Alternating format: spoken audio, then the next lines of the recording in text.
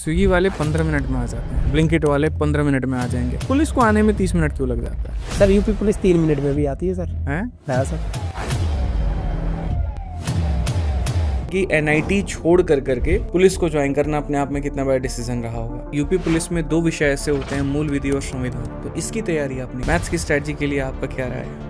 Sir math की strategy तो बहुत मेन है एसआई के लिए। कौन कौन सा वेपन आपको सिखाया वहाँ पे? एक 47 हुआ, इंसास हुआ, कार्बाइन, पिस्टल, ग्लॉक पिस्टल और MP5। सर मैं ट्रेनिंग के बारे में पहले तो यही कहूँगा, मेल रहते हैं उनकी ट्रेनिंग फीमेल से थोड़ी टफ होती है। कितनी टफ की थी? तो इनकी भी टफ होती है सर, मैं ऐसे नहीं कह रहा। बताना था। यूपी में नशा कितना है? थाने में सबसे वियर्ड एक्सक्यूज क्या मिला आपको किसी भी अपराधी से सुनने में? एक मिला था, मोबाइल चोरी किया था उसने, तो मैंने कहा क्यों, तो बोलता है दारू पीने की बोली। पुलिस के लिए एक होता है कि हमें 13 महीने की सैलरी मिलती है। पुलिस में आना है तो पर्सनल लाइफ है ही नहीं। हिंदी के लिए मैं सर एक बुक सजेस्ट करूंगी सभी के लिए। कोई लड़की है उसका हो गया या कोई पर्सन उसका हो गया वहाँ पे, तो उसको आप लोग कैसे हैंडल करते हैं? क्यों ऐसा होता है कि लड़की ने जो कह दिया वही सत्य माना जाता है? और उस BSSC का जैसे मुद्दा है, मान लीजिए वहाँ पर लेकर के बच्चे धरना दे रहे हैं, उनके मन में डर हो जाता है कौन सी चीज़ संवैधानिक है, कौन सी चीज़ असंवैधानिक है, उन्हें पता नहीं। उन्हें लगता है कि आज के भारत में अगर कोई भी चीज़ के लिए आवाज़ उठा रहे तो हम टेररिस्ट हो गए। ठीक है, इसमें एक सवाल भी बड़ा उठ करके आता है जो हो सकता है गलत भी हो। ठीक है, कि पुलिस जो है वो जातिवाद करती है। पुलिस का कोई धर्म और कोई जाति नहीं होती, ये हमें सिखाया जाता है। पुलिस केवल पुलिस। ड्यूटी के टाइम पे मोबाइल चलाते वक्त में सबसे ज़्यादा किस ऐप को आप चलाते हैं? जय हिंद दोस्तों, स्वागत है आप सभी का मेरे भाई एक बहुत ही ज़बरदस्त से पॉडकास्ट में, जहां पर हमारे यूपी पुलिस के 2 सब इंस्पेक्टर मौजूद हैं और जिनकी कहानी भी एकदम आप ही की जैसी है। शुरू में एक संघर्ष रहा, फिर उसके बाद असफलता प्राप्त हुई, फिर मेहनत की यहाँ पर, तब जाकर के बहुत शानदार पोस्ट पर सफल हुए। इनकी कहानी में वो सब कुछ है जो एक एस्पिरेंट के लाइफ में होता है, और साथ में यहाँ पर अपने ड्यूटी से संबंधित कुछ मीठी यादें, कुछ थोड़ी कड़वी यादें और तमाम तरह की ऐसी सारी बातें हैं। तो इस पॉडकास्ट के माध्यम से हम आपको सभी सवालों के जवाब देंगे और अंत में एक रैपिड फायर राउंड क्वेश्चन भी होगा जो बहुत ही ज़्यादा इंटरेस्टिंग होने वाला है। पूरा का पूरा पॉडकास्ट जो है 3 फेजेस में मेरे भाई होगा। सबसे पहला जो फेज होगा वो होगा परिचय। दूसरा जो हमारा फेज होगा वो तैयारी कैसे करें, इन्होंने तैयारी कैसे की, किन सोर्सेज को फॉलो किया, आप तैयारी कैसे कर सकते हैं। और जो तीसरा हमारा फेज होने वाला है दोस्तों, वो यहाँ पर ये कि ट्रेनिंग के दौरान में क्या क्या बातें सीखी, यूपी पुलिस में जो काम है वो किस तरह का होता है, और तमाम ऐसे सवाल जो हैं वो मेरे भाई होने वाले हैं। तो स्वागत करते हैं आप दोनों का यहाँ पे। कैसे हैं पुष्पराज आप? Fine sir. बहुत बढ़िया। हमारे साथ में 2 लोग हैं, एक का नाम है पुष्पराज और दूसरा संध्या सिंह, और अभी दोनों जो है यूपी पुलिस में सब इंस्पेक्टर के पद पर तैनात हैं।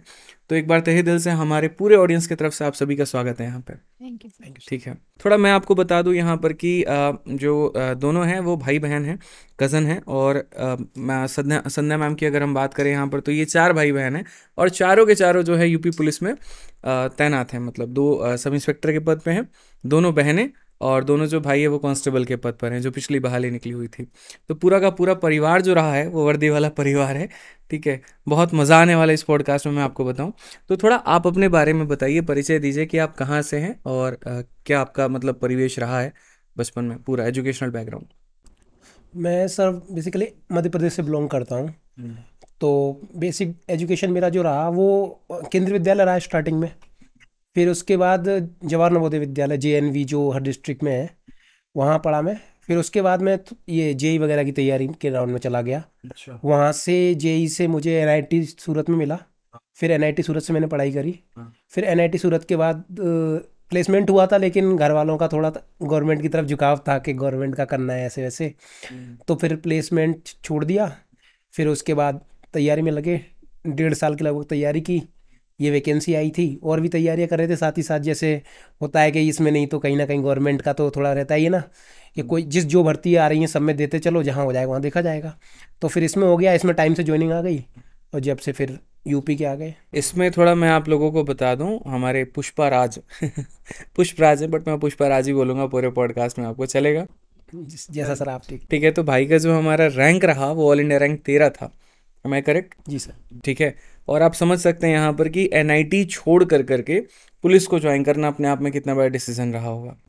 ठीक है, साथ में संध्या आप अपने बारे में बताइए, थोड़ा अपने फैमिली बैकग्राउंड और किस तरीके से जो है आप यूपी पुलिस में आए। सर मैं यूपी से आगरा से बिलोंग करती हूँ। आगरा के एक छोटा सा कस्बा है एतमादपुर पड़ता है। मेरी पढ़ाई स्कूलिंग वहीं से हुई है। उसके बाद मैं आगरा कॉलेज आगरा से मैंने बीएससी की है, ग्रेजुएशन किया है, और 2019 में मैं कांस्टेबल के पद पे तैनात रही हूँ। उसी दौरान ये वैकेंसी आई थी 2021 में। 2000 पहले से आने वाली थी, ये वैकेंसी नहीं आई थी, मेरी एज नहीं थी उसमें। 2021 में ये वैकेंसी आती है, मेरी एज थी, मैंने ये फॉर्म फिल किया। और मेरी सिस्टर है 2019 बैच की, उनसे मुझे गाइडेंस मिला कि कैसे तैयारी करनी है, क्या करना है। और उन्हें देख के अच्छा लगता था, मेरी कांस्टेबल की वर्दी थी और उनके पास स्टार थे, मेरे पास स्टार नहीं, तो कमी कमी लगती थी कभी, पी कैप होना और वो सब। तो फिर मैंने उनसे ही मुझे बहुत ज़्यादा वो मिला, तो मैं उसकी वजह से फिर मैंने जॉब के दौरान ही मैंने पढ़ाई की। बहुत मुश्किल है जॉब के दौरान पढ़ाई करना, लेकिन मैंने एक चीज़ सीखी है, जिसके पास टाइम कम होता है वही टाइम का यूज़ ज़्यादा अच्छे से करता है। क्या बात है। और मेरी जॉब, मैं पहले कोतवाली में रही, बिजी शेड्यूल था बहुत ज़्यादा। उसके बाद जब ये एग्ज़ाम हुआ, उसके बाद मैं 112 में की मैंने। 112 में एक 8 घंटे की ड्यूटी रहती थी, पूरे टाइम फ्री रहती थी। उस टाइम में मैंने कोई पढ़ाई नहीं की, लेकिन मैंने 12 घंटे ड्यूटी करने के बाद आके खाना पीना बनाना, उसके बाद फिर पढ़ाई करती थी। रात को 3 बजे तक पढ़ती थी, फिर सोती थी, सुबह फिर से वही रूटीन, ड्यूटी लग गई, ड्यूटी देखा, ड्यूटी पहुँचे, फिर शाम को वही। बीच में कोरोना आया, कोरोना टाइम पे और दिक्कत हुई हम लोगों को। बस सर, बस। कोविड में किस तरह की दिक्कत आ रही थी आपको? कोविड में सर 12 घंटे ड्यूटी, बाकी सब बाहर, सब अंदर, पुलिस बाहर। इतना डर रहता था कि कोई छू ना ले, ऐसा रहता था। लेकिन हमें तो मदद करनी, बॉर्डर बंद कर दिए गए थे। इधर से बॉर्डर से मैं तैनात थी जालौन जिला एक बैकवर्ड जिला है, अब तो बहुत, तब भी बेटर हो गया है। तो वो कानपुर देहात से लगा हुआ है। मेरी जहाँ पोस्टिंग थी तो वो बॉर्डर लगता था, वहाँ ड्यूटी रहती थी, धूप में, एकदम से धूप में, क्योंकि बॉर्डर ड्यूटी ये थी कि इधर से उधर पास नहीं होंगे, उधर से यहाँ पास नहीं होगा। तो काफ़ी कठिनाई हुई उसमें।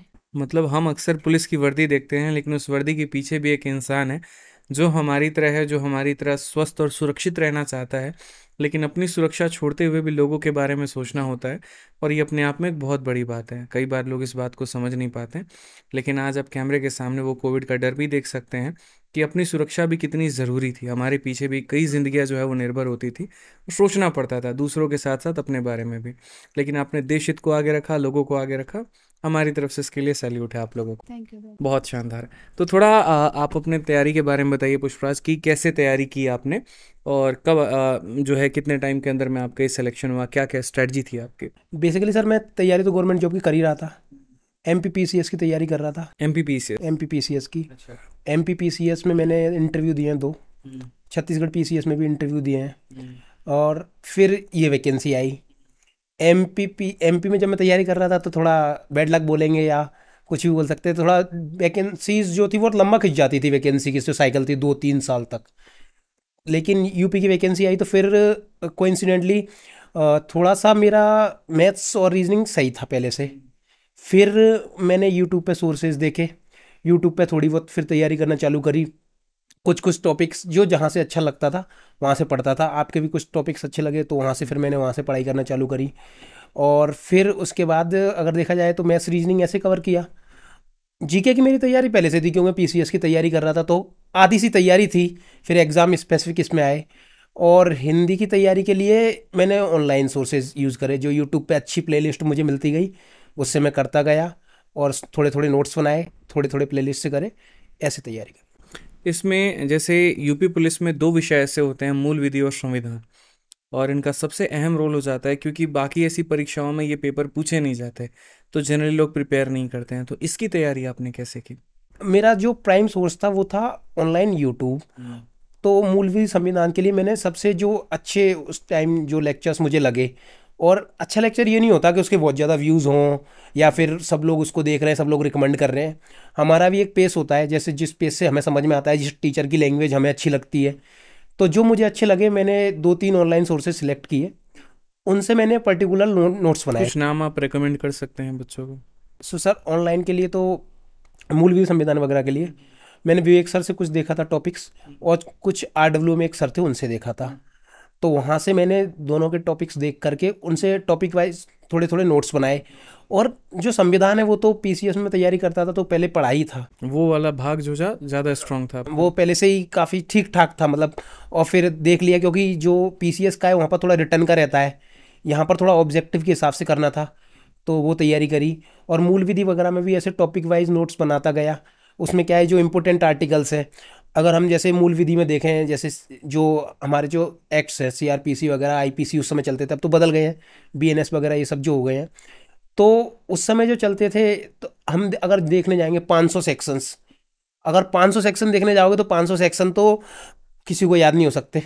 अगर 500 एग्जैक्ट पूछा जाए तो मतलब छोटी बात नहीं होगी, लेकिन आप बड़े बड़े जो लॉयर्स हैं तो वो भी नहीं बता पाएंगे, जो बड़े बड़े जो हम कहते हैं ना कि बहुत बड़े न्यायविद हैं, बहुत बड़े लॉयर हैं, वो भी नहीं बता पाएंगे। लेकिन हमें क्या देखना है, पूरे समंदर में से जो हमारे काम की एक दो बूंद हैं, जो हमारे काम का एक बूंद, एक लोटा कह सकते हैं एक लोटा। एक लोटा, एक बूंद अपने काम की लेकर के वहाँ से निकल लेना है।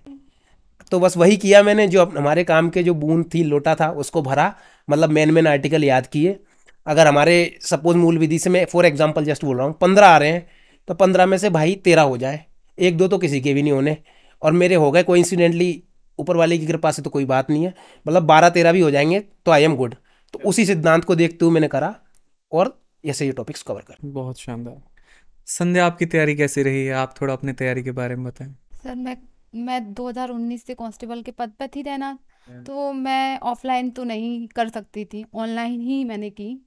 तो ऑनलाइन ज़्यादातर यूट्यूब से हिंदी की मैंने, अंकित भाटी सर उस टाइम पढ़ाते थे, अंकित भाटी सर से की ऑनलाइन। और उसके बाद ये मूल विधि का रहता है, और संविधान का जो रहता है, मैंने सर एलएलबी की थी, उस टाइम में मेरा चल भी रहा था, उसी टाइम में की थी। तो संविधान और उसमें मूल विधि में मुझे ज़्यादा दिक्कत नहीं हुई। आपकी अपनी मैंने डिग्री से जो है केवल पूरा कंप्लीट हो मैंने गया। केवल सर घटना चक्र लिया था, घटना चक्र के शॉर्ट्स नोट्स लिए, बस वही बनाए अपने आप से ही शॉर्ट्स नोट्स। तो मुझे इसमें दिक्कत नहीं हुई, ना आर्टिकल में दिक्कत हुई, क्योंकि लैंग्वेज पहले से ही मैंने लेंदी पढ़ रखा था, वो तो मुझे छोटा तैयार करना था, तो मैंने अपने से ही की, बस केवल घटना चक्र का यूज़ किया उसके लिए।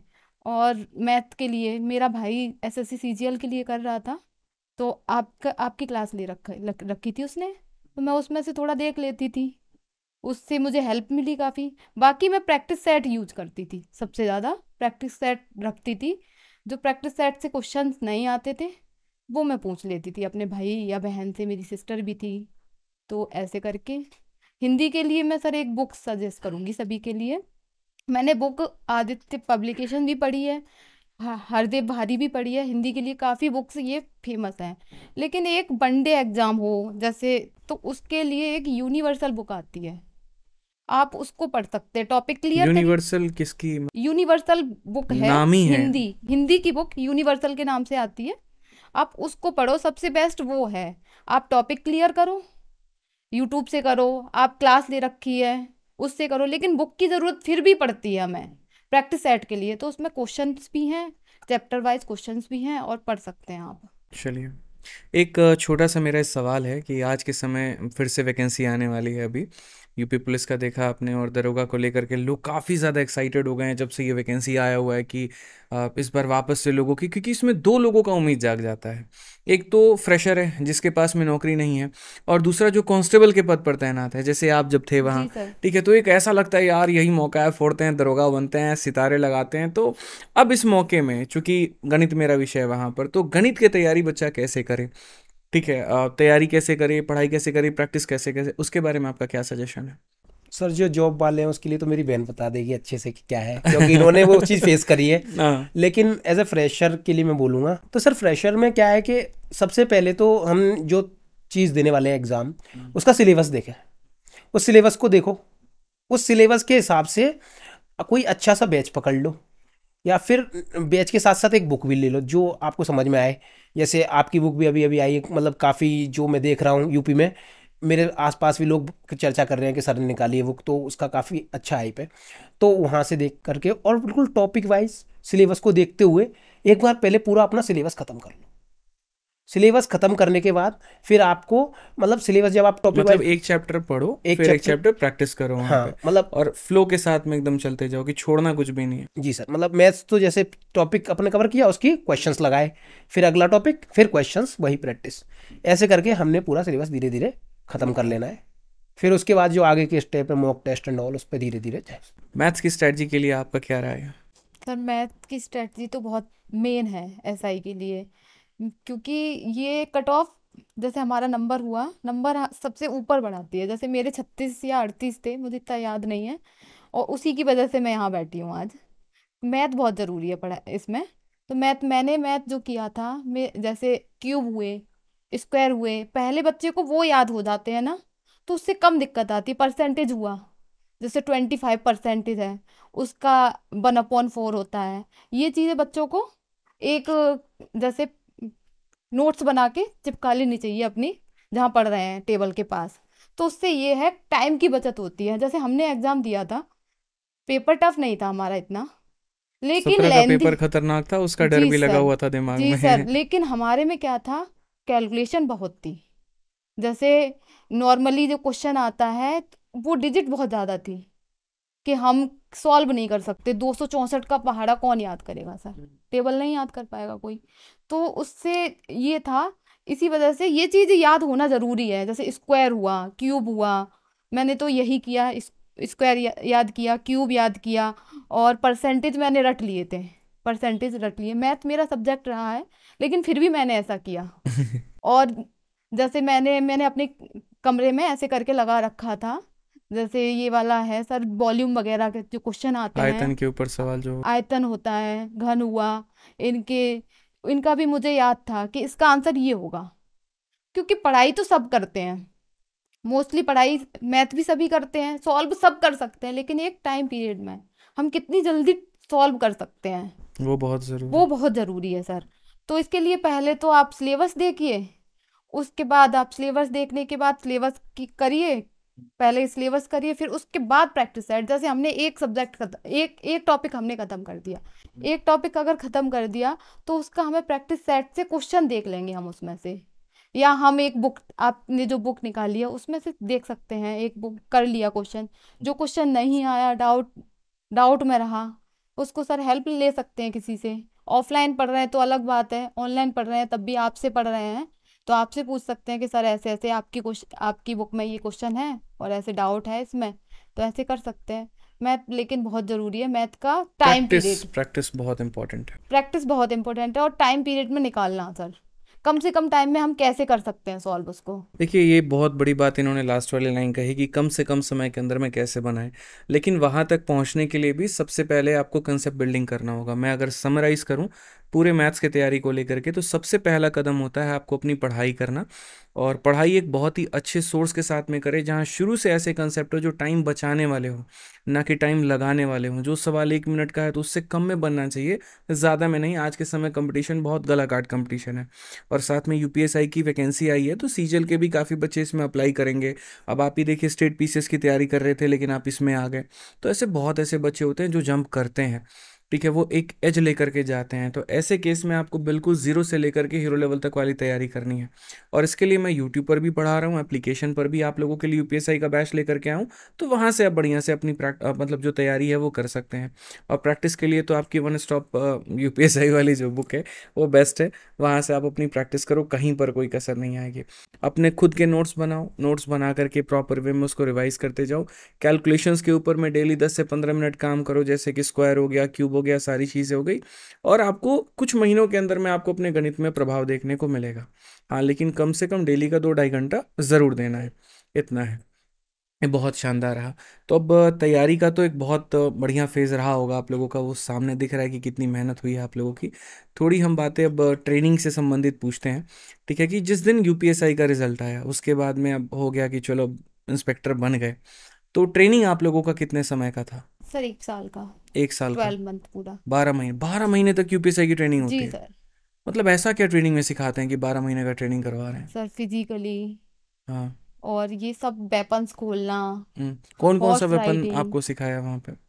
वेपन्स ऑलमोस्ट सभी, जैसे AKM हुआ, AKM 47 हुआ, खोलना जोड़ना सिखाना, हैंडलिंग कराना सर, इंसास हुआ, कार्बाइन, पिस्टल, ग्लॉक पिस्टल और MP5, ये सब सबसे हमें फायर भी कराया, खोलना जोड़ना सिखाया, बाकी हॉर्स राइडिंग। लेकिन हॉर्स राइडिंग आज भी क्यों सिखाते हैं जहाँ पर गाड़ी इतनी मौजूद है? सर गाड़ी, हॉर्स की ज़रूरत जो पड़ती है मेन पुलिस में, जैसे मेला लगता है, मेले में हम गाड़ी तो लेके नहीं जा सकते। ज़्यादातर आपने देखा होगा नुमाइश लगती है, जहाँ भीड़ वाला इलाका होता है वहाँ घुड़सवारी से ही पुलिस चलती है।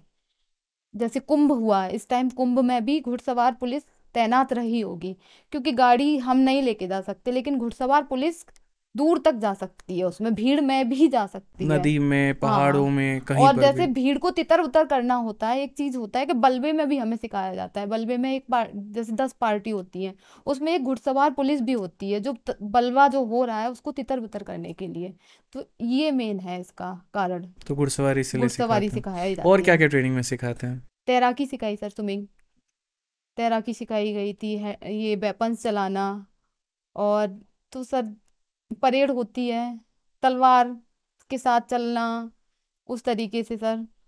और तो फिजिकली मजबूत इसलिए करना कि हम बाहर रह के ड्यूटी कर सकते हैं, और 12 महीने की इसलिए भी होती है ट्रेनिंग क्योंकि पुलिस का काम 12 महीने बाहर की ड्यूटी करना है। तो हमें सारा जितने भी ऋतु होती हैं, सर्दी गर्मी बरसात जो भी है, हम बाहर रह के ड्यूटी कर सकें। तो हर ऐसा जगह नहीं है एसी नहीं कि मिलेगी। विंटर के समय मतलब आपको सिखा दिया ठंडी के मौसम में कि ट्रेनिंग ऐसे है, और गर्मी में आप पता ही नहीं कि करना क्या है, बिल्कुल कैसे सर, हैंडल करना है। जी सर, यूनिफॉर्म भी सबके अलग हैं, बिल्कुल सर, और सर सारे जी। शूज़ भी सबके अलग है, वहाँ ट्रेनिंग भी अलग होगी। ठीक है, और क्या क्या है, मतलब लॉ कितना पढ़ाया गया आप लोगों को? लॉ सर पूरा पढ़ाया गया। जब हम लोग गए थे तब IPC CRPC चल रही थी उस टाइम में, तब वो पढ़ाई गई थी। सब्जेक्ट वहाँ कानून के संबंध में ये वाले होते हैं सारे, IPC CRPC, एविडेंस। तो ये सब अब तो चेंज हो गया, लेकिन जब चेंज हुआ तब भी वो पढ़ाया गया हमें। एक पुलिस रेगुलेशन होता है हमारा, वो पढ़ाया जाता है। पुलिस रेगुलेशन इसलिए पढ़ाया जाता है क्योंकि उसमें विभागीय कार्रवाई होती है उसमें, कि तुमने ये काम किया तो इसके लिए क्या दंड है। पर जो हमारे बोलते हैं एक प्रशासनिक जांच हुई हमारी, तो वो उसके दायरे में ही होती है पुलिस रेगुलेशन में।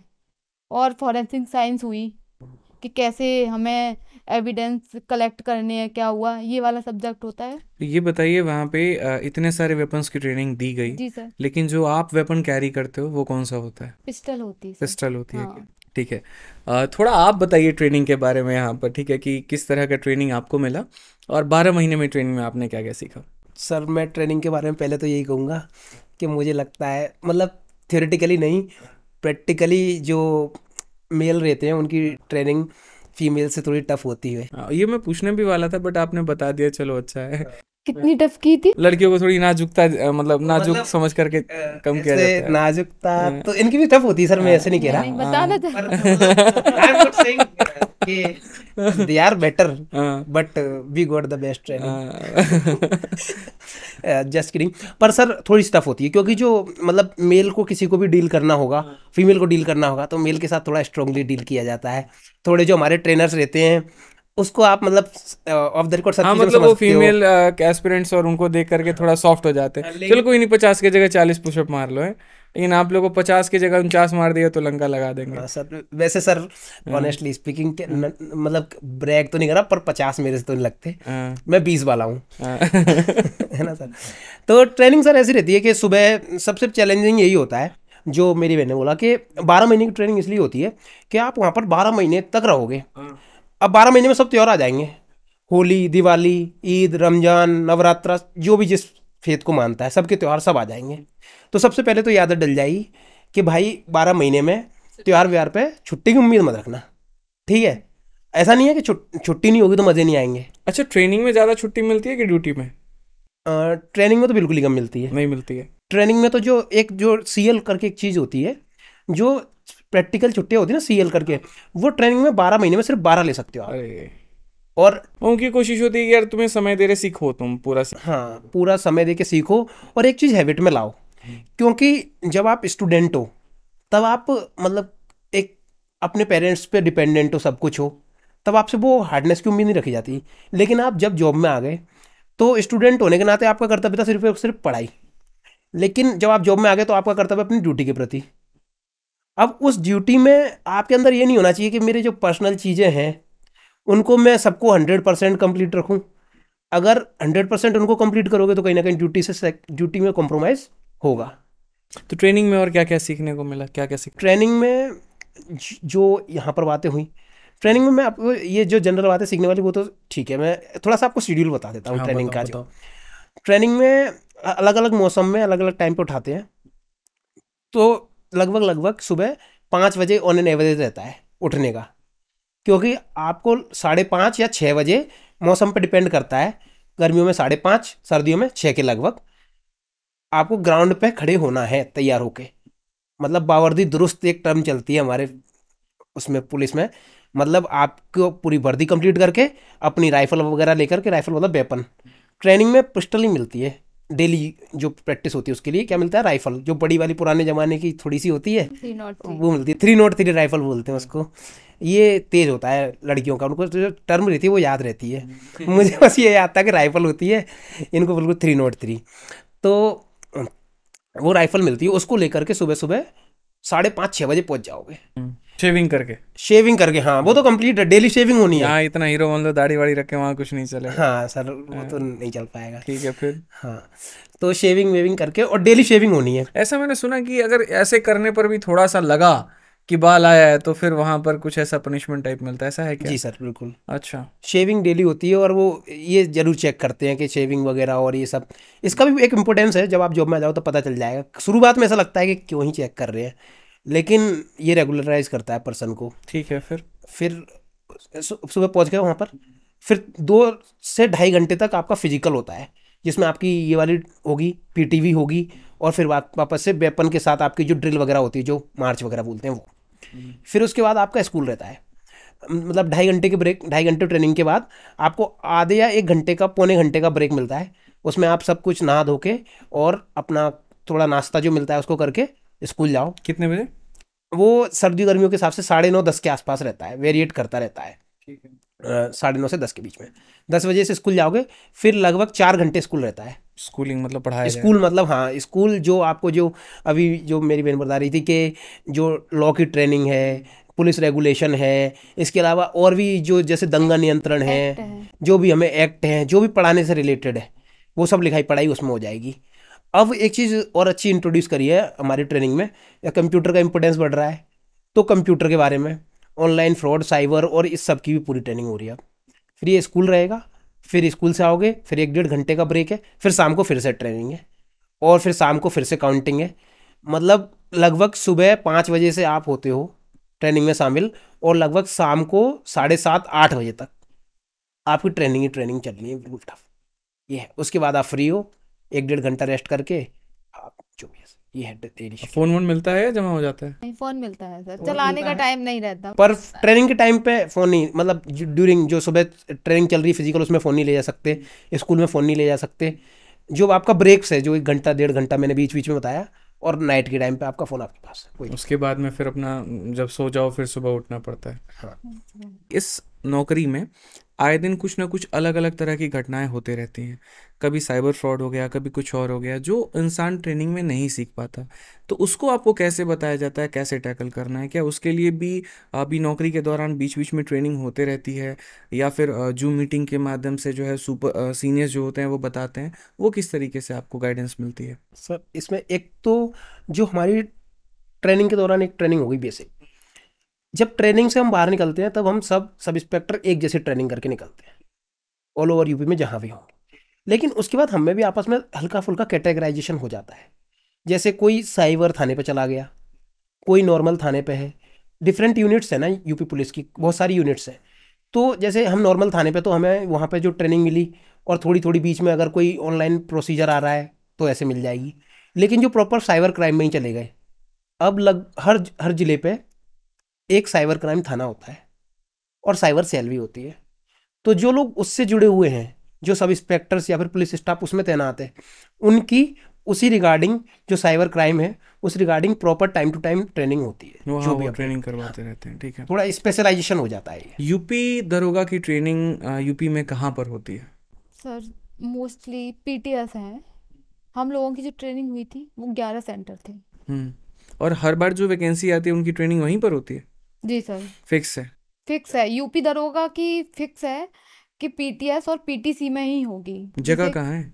मेरी ट्रेनिंग मेरठ हुई, जैसे इसकी सुल्तानपुर हुई, सुल्तानपुर, मुरादाबाद भी हुई, सीतापुर, ये सेंटर बनाए हुए हैं। मिर्ज़ापुर हुआ, सीतापुर में 2 हैं, जैसे मुरादाबाद में भी 2 हैं।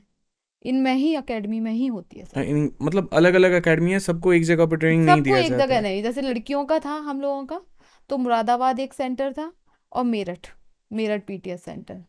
ऑल ओवर यूपी लगभग 10 या 11 सेंटर्स हैं 10 या 11 सेंटर। और वहाँ पर ट्रेनिंग होती है सबकी? की ट्रेनिंग सबकी होती है अलग। ठीक है। देखिए, जैसे आप लोगों ने बताया कि ट्रेनिंग बहुत अलग अलग तरह की होती है, तो प्रोटेस्ट भी हमारे भारत में होता है। और जब भी कहीं सरकारों की तरफ से गलतियां होती हैं या कहीं पर बच्चे भी हैं नाराज़ हो गए, किसान कहीं सरकार की किसी नीति से नाराज़ हो गया, ठीक है, तो वो उसके लिए धरना देता है। ठीक है, तो धरने को हैंडल करने का जो ट्रेनिंग है वो कैसे दिया जाता है आपको? क्या पहले से ही आदेश रहता है धरना चाहे जैसा भी हो, सही हो गलत, उसको ख़त्म करो, या फिर ऐसा रहता है कि उसको सुनो समझो उसको बताओ? तो मैं जानना चाहता हूँ कि पुलिस को आदेश क्या मिलते हैं ऊपर से, किस तरीके से उनको बताया जाता है कि कैसे कंट्रोल करना है? क्योंकि अभी एसएससी का जैसे मुद्दा है, मान लीजिए वहाँ पर लेकर के बच्चे धरना दे रहे हैं, उनके मन में डर हो जाता है कौन सी चीज़ संविधानिक है कौन सी चीज़ असंविधानिक है, उन्हें पता नहीं। उन्हें लगता है कि आज के भारत में अगर कोई भी चीज़ के लिए आवाज़ उठा रहे तो हम टेररिस्ट हो गए। तो क्या ऐसा है क्या? तो ये मेरे कुछ सवाल हैं, थोड़ा सा आप दोनों बता दीजिए। आप बता दीजिए पहले। सर धरने को लेकर के जो हमें दिशा निर्देश जनरली रहते हैं, अगर कोई भी चीज़ है विद परमिशन और पीसफुल है, 2 पॉइंट है, विद परमिशन एंड पीसफुल। अब कुछ लोग ऐसे सोच सकते हैं कि पर पीसफुल है तो परमिशन की क्या ज़रूरत है, हम तो शांति पूर्वक ही कर रहे हैं। लेकिन अगर आप कहीं भी धरना वगैरह दोगे तो ऑब्वियसली पब्लिक इकट्ठी होगी, तो उससे जो नॉर्मल पब्लिक है उसको तो परेशानी आ सकती है। ठीक है। वहाँ पर कोई घटना हो सकती है, आग लग सकती है और भी तमाम चीज़ें हैं, शॉर्ट सर्किट हो जाए, कुछ भी हो जाए। तो उसके लिए थोड़ी सी एक परमिशन होनी चाहिए। परमिशन के साथ पीसफुली धरने में कभी भी कोई दिक्कत नहीं है। लेकिन ऐसा कहा भी जाता है कि परमिशन बच्चे जाते हैं जब पुलिस वालों से लेने, वो देते नहीं है, ये भी है। अब कौन अलाउ करेगा यहाँ पर कि हाँ हमारे यहाँ जा करके धरना दीजिए? उस केस में करे तो लोग क्या करें? एक बच्चे के साथ अन्याय हुआ है, वो धरना देना चाहता है, परमिशन उसको मिल नहीं रही है, फिर गैर संवैधानिक तरीके से वो बैठता है, तो उसको यहाँ ये बोल दिया जाता है कि आपने गलत किया, आपके ऊपर में केस होगा। और उस डर से कभी वो धरना जो है अब धीरे धीरे धीरे धीरे आज की सरकारों में वो ख़त्म होते जा रहा है। तो मेरा सवाल ये कि इसका तरीका, इसका जो वे है वो क्या है?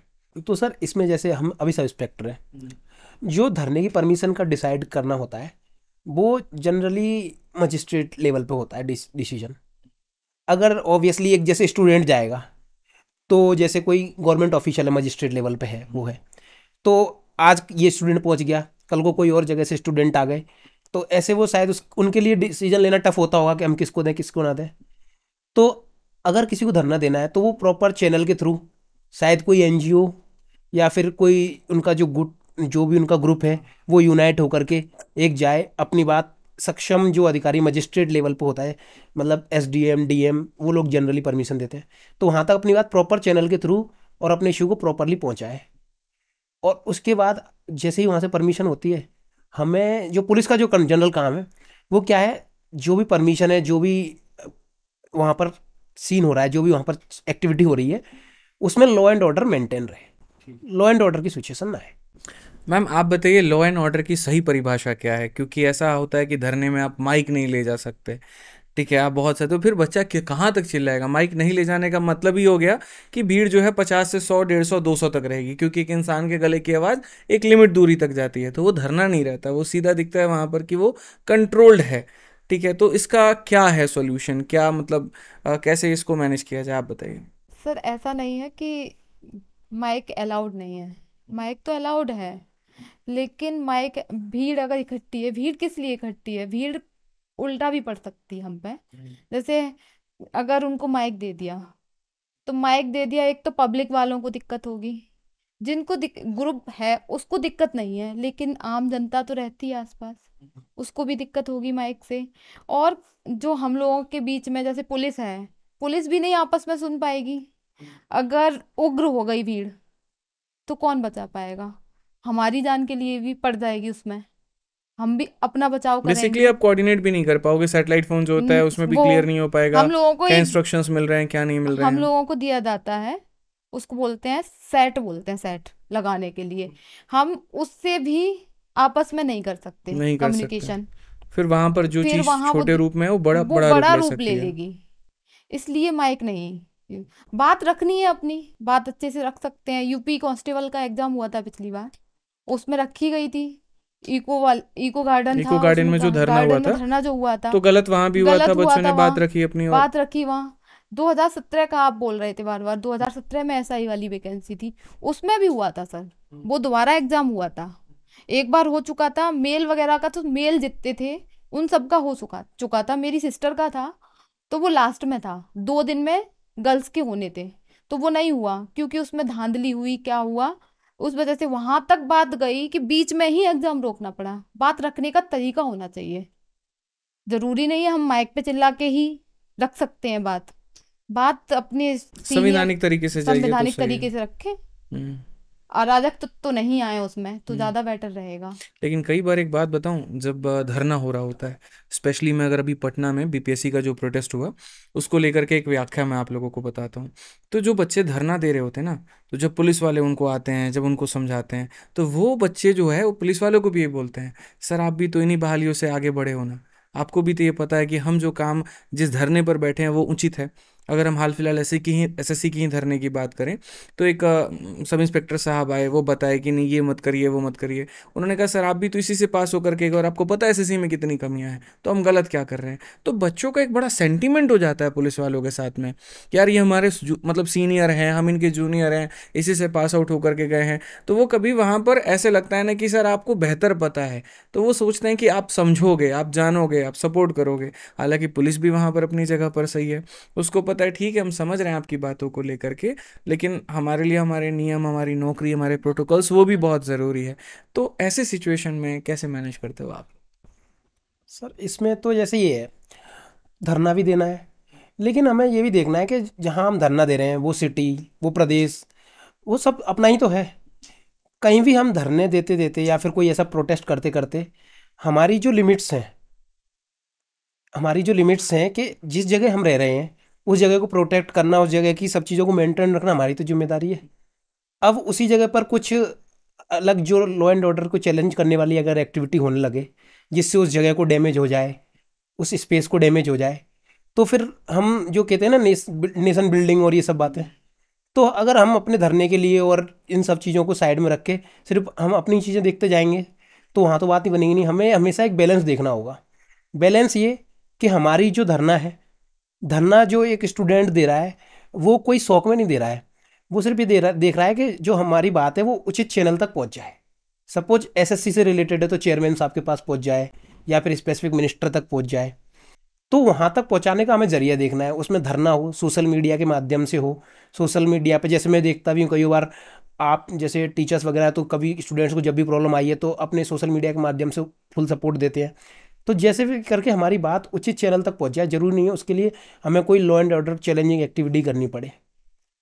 जिस दिन वो पहुँच जाएगी उचित कार्रवाई होके और उचित उसका एक्शन हो जाएगा। जैसे हम देखते भी हैं कई बार पेपर कैंसिल भी होते हैं, फिर री एग्ज़ाम होता है, ये सब चीज़। ठीक है। यूपी पुलिस में सब इंस्पेक्टर का मेन रोल क्या होता है, क्या क्या जिम्मेदारियां निभानी पड़ती हैं? मेन रोल तो आईओ, इन्वेस्टिगेटिंग ऑफिसर, जो हिंदी में हम बोलते हैं विवेचक। जब भी कोई आप थाने पे केस जाता है, प्रार्थना पत्र जाता है, जब भी वो रजिस्टर होकर एफआईआर में कन्वर्ट हो गया तो उसकी जो जांच होती है ना, जो इन्वेस्टिगेशन होती है, विवेचना होती है, वो सब इंस्पेक्टर करते हैं 90% ऑफ द टाइम। 10% केसेस ऐसे होते हैं जो कुछ स्पेसिफिक या तो डिप्टी एसपी सर करते हैं या फिर कोई इंस्पेक्टर सर करते हैं जो हमसे सीनियर हैं। कुछ उसमें स्पेसिफाइड है, जो भी अगर कोई SC ST रिलेटेड केस लिखा जाता है थाने पे, SC ST कम्युनिटी रिलेटेड जिसमें SC ST एक्ट लगता है, तो वो डिप्टी एसपी सर करते हैं। और जनरली जो साइबर जो IT एक्ट होता है, जो इंफॉर्मेशनल टेक्नोलॉजी एक्ट है 2000, उससे रिलेटेड जो केस होते हैं उनको इंस्पेक्टर सर करते हैं। अच्छा, मतलब आप लोगों का सिस्टम बटा हुआ है कि हाँ कैसे कैसे कौन संभालेगा, पूरी प्रणाली है। जी सर। जनरली जो भी इन्वेस्टिगेशन होती है, जो 90% ऑफ द केसेस होते हैं, उसमें कोई सब इंस्पेक्टर करते हैं। मैम आप बताइए कि ड्यूटी का जो टाइम होता है वो कितने देर का होता है? क्या ये 9 to 5 वाली जॉब है या कैसे है, या क्या इसमें ओवर टाइम भी मिलता है? वो थोड़ा सर सारी पुलिस बात है। में एक बात सुनी होगी सर, हम 24 घंटे के लिए होते हैं, कोई टाइम पीरियड नहीं होता। आज मेरी ड्यूटी 10 से भी है, कल के टाइम पे सुबह 4 बजे से भी होती है। दूसरे दिन अगर मैंने डे कर ली है नाइट में, पुलिस के लिए एक चीज़ होती है चेंज, वो बहुत ज़्यादा दिक्कत होती है कि कब कौन सी घटना घट जाए, कब हो जाए, कब क्या हो जाए। मैं डे करके गई, पता चला कि थाने पे घेराव हो गया, यही हो गया कि हो गया, या केसेस जाते हैं, या ऐसे ही बहुत सारे केसेस होते हैं कि लड़की चली गई या वो हो गया, घेराव कर लिया है, तो हम 24 घंटे के लिए, उस टाइम में भी बुला लिया जाता है कि रात में आना है। तो ये चैलेंजिंग रहता है कि टाइम का कोई नहीं है कि 10 से 5 होती है या 5 से 10 रहेगी, कोई से तो ओवर टाइम तो मिलता होगा एक्स्ट्रा ड्यूटी के, ऐसा कुछ नहीं रहता? No sir. कोई ओवर टाइम? हाँ एक होता है, जैसे हम्म। पुलिस के लिए एक होता है कि हम्म। हमें 13 महीने की सैलरी मिलती है, अच्छा, उसको बोल सकते हैं हम, वो आपके लिए ओवर टाइम? वो ओवर टाइम हो गया। वैसे कोई ओवर टाइम नहीं, लेकिन 13 महीने की और मिलती है, सैलरी हमें कितनी है आप संडे लोगों नहीं की? मिलता है। सैलरी कितनी है? हमारा एनपीएस कट के 54-55, 54,000 से 55,000 हाँ तक आता 54 से है आपको? 55 आता है। तो ऐसा लगता नहीं है आपको यहाँ पर कि जैसे भी पहलगाम पर अटैक हुआ तो वहाँ पर ये सुनने में आया कि सेनाओं में कटौती की गई है और लोगों की कमी है, वैसे ही पुलिस में भी यहाँ पर जो है लोगों की कमी है। शायद और स्टाफ होते और ज़्यादा लोग होते तो इतना प्रेशर में पुलिस नहीं आती, क्योंकि मुझे ऐसा लगता है कि आप अभी ड्यूटी करके आप थके हुए हो, आप जैसे रिलैक्स मोड पे जा रहे हो तुरंत कॉल आ जा रहा है, तो वैसे में आपका ब्रेन 100% फंक्शन नहीं कर पा रहा है। तो क्या आपको लगता है कि वैकेंसी और बढ़ानी चाहिए और बिल्कुल लोगों सर, की ज़रूरत है? वैकेंसी बढ़नी चाहिए, प्रेशर कम कम होगा इससे। हम प्रेशर में काम करेंगे, जैसे हमारा काम है, हम सब इंस्पेक्टर हैं, जैसे सब इंस्पेक्टर, हमें टाइम नहीं मिलता अपनी विवेचना करने के लिए। अगर हम फ्री टाइम में विवेचना करेंगे या ड्यूटी करके आ रहे हैं, फिर हमने विवेचना का भी काम देखना है, पर्चे काटना, मतलब पर्चे सीडी होती है उसको देखना होता है, अपने प्रार्थना पत्र भी होता है, आईजीआरएस सुना होगा सर, उसको भी देखना है, हमें पार्टी भी बुलानी है, हमें जाना भी है प्रार्थना पत्र पे, और लॉ एंड ऑर्डर ड्यूटी भी है। त्योहार आ गया, मोस्टली त्योहार होली दिवाली, इनमें थोड़ी रमजान हुआ, अभी होली उसमें पड़ गई थी ईद के टाइम पे, बाकी काफ़ी दिक्कत आई थी पुलिस को। तो ये अगर फोर्स ज़्यादा होगा तो बढ़ जाएगा, हो सकता है टाइम भी बढ़ जाए हमारा, तो माइंडली थोड़ी कम दिक्कत होगी। क्योंकि ऐसे यहाँ पर जैसे चुनाव होती है फिर सीधा नेताओं का ये होता है हम लॉ एंड ऑर्डर सही कर देंगे, लेकिन किन से करवाएंगे? वही चंद लोग हैं। वही चंद अब लोग हैं ऐसा सर। तो है नहीं वहां पर कि आप 100 लोगों को और हायर करवा करके करवा रहे हो, तो प्रेशर तो उनके ऊपर में आना ही आना है। कहाँ कहाँ भगाओगे, एक ही गाड़ी तो है, ठीक है, उसमें प्रेशर भी होता है, फिर ऐसे में तो पर्सनल लाइफ पूरी डिस्टर्ब हो जाती है। बिल्कुल सर, पुलिस में आना है तो पर्सनल लाइफ है ही नहीं। है ही नहीं। नहीं मुझे लगता है कि हमारी पर्सनल लाइफ नहीं है, लेकिन अब आप लोगों को देख करके लग रहा है कि आप लोगों की भी जिंदगी नहीं, कोई कम अगर कठिन नहीं पुलिस है। की नौकरी कर ली तो पुलिस की नौकरी हमें नहीं लगता, हमें लग रहा है हम रूम पर सो रहे हैं आराम से, एक कॉल आई कि ये इंसिडेंट हुआ है और इसमें जाना है, हम भूल गए अपना, किसी भी टेंशन में है, किस में है, कि घर से कॉल आई कि घर में कोई दिक्कत है, हमें नहीं पता, हमें ड्यूटी पे पहुंचना है और वहां देखना है कि वहां झगड़ा हुआ है, और ड्यूटी मिस कर दी, भूल नहीं गए जाते। तो फिर क्या होगा? नहीं सर, रपट रपट क्या होगा मतलब? जैसे हम बोलते हैं ना कि रिपोर्ट लिखी जाती है, आप बोलोगे रिपोर्ट, हम पुलिस विभाग में आके पता चला कि सबसे ज्यादा रपट हमारी लिखी जाती है। अच्छा। टाइम जैसे पुलिस कभी टाइम से पहुंच जाएगी, नहीं हो सकता ना सर। एक चीज बनाई गई है पुलिस में, रपट लिखना, जनरल डायरी चलती है बाकायदा, उसमें उसमें आप प्रेजेंट हो, अगर ड्यूटी पे आपको रवाना कर दिया, आप ड्यूटी नहीं पहुंचे, तो एसएचओ जैसे भी हमारे बड़े अधिकारी हुए तो वो रपट लिखा देंगे, फिर उसमें जवाब देते रहो। तो इस वजह से हम उस चीज से बंधे हुए हैं, डर हमें भी है, वर्दी पहन ली तो सर ये नहीं है, डर हमें आप उच्च अधिकारियों का है, ऊपर के अपनी, अधिकारियों से। हाँ अपनी नौकरी का है, हाँ।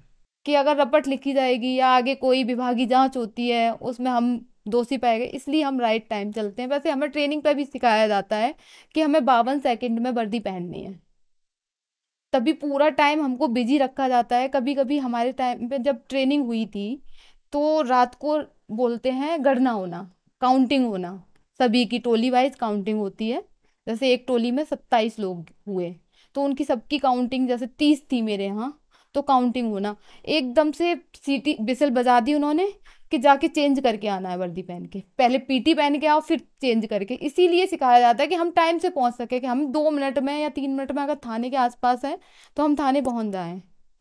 इमरजेंसी तो सर बता के तो नहीं आती कभी। सही बात है।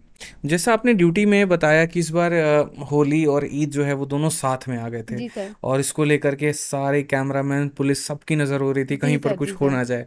ठीक है, इसमें एक सवाल भी बड़ा उठ करके आता है जी जो सर। हो सकता है गलत भी हो। जी सर। ठीक है, कि पुलिस जो है वो जातिवाद करती है, जी। स्पेशली जिस जात जिस धर्म का वहां पर त्यौहार है तो उन्हें सपोर्ट करती है। नहीं क्या सर, ऐसा है क्या? सर नहीं, पुलिस का कोई धर्म और कोई जाति नहीं होती, ये हमें सिखाया जाता है। पुलिस केवल पुलिस, ऐसा कुछ नहीं होता है। ऐसा हमें तो कुछ सर भी नहीं। शांति चाहिए अपने क्षेत्र में।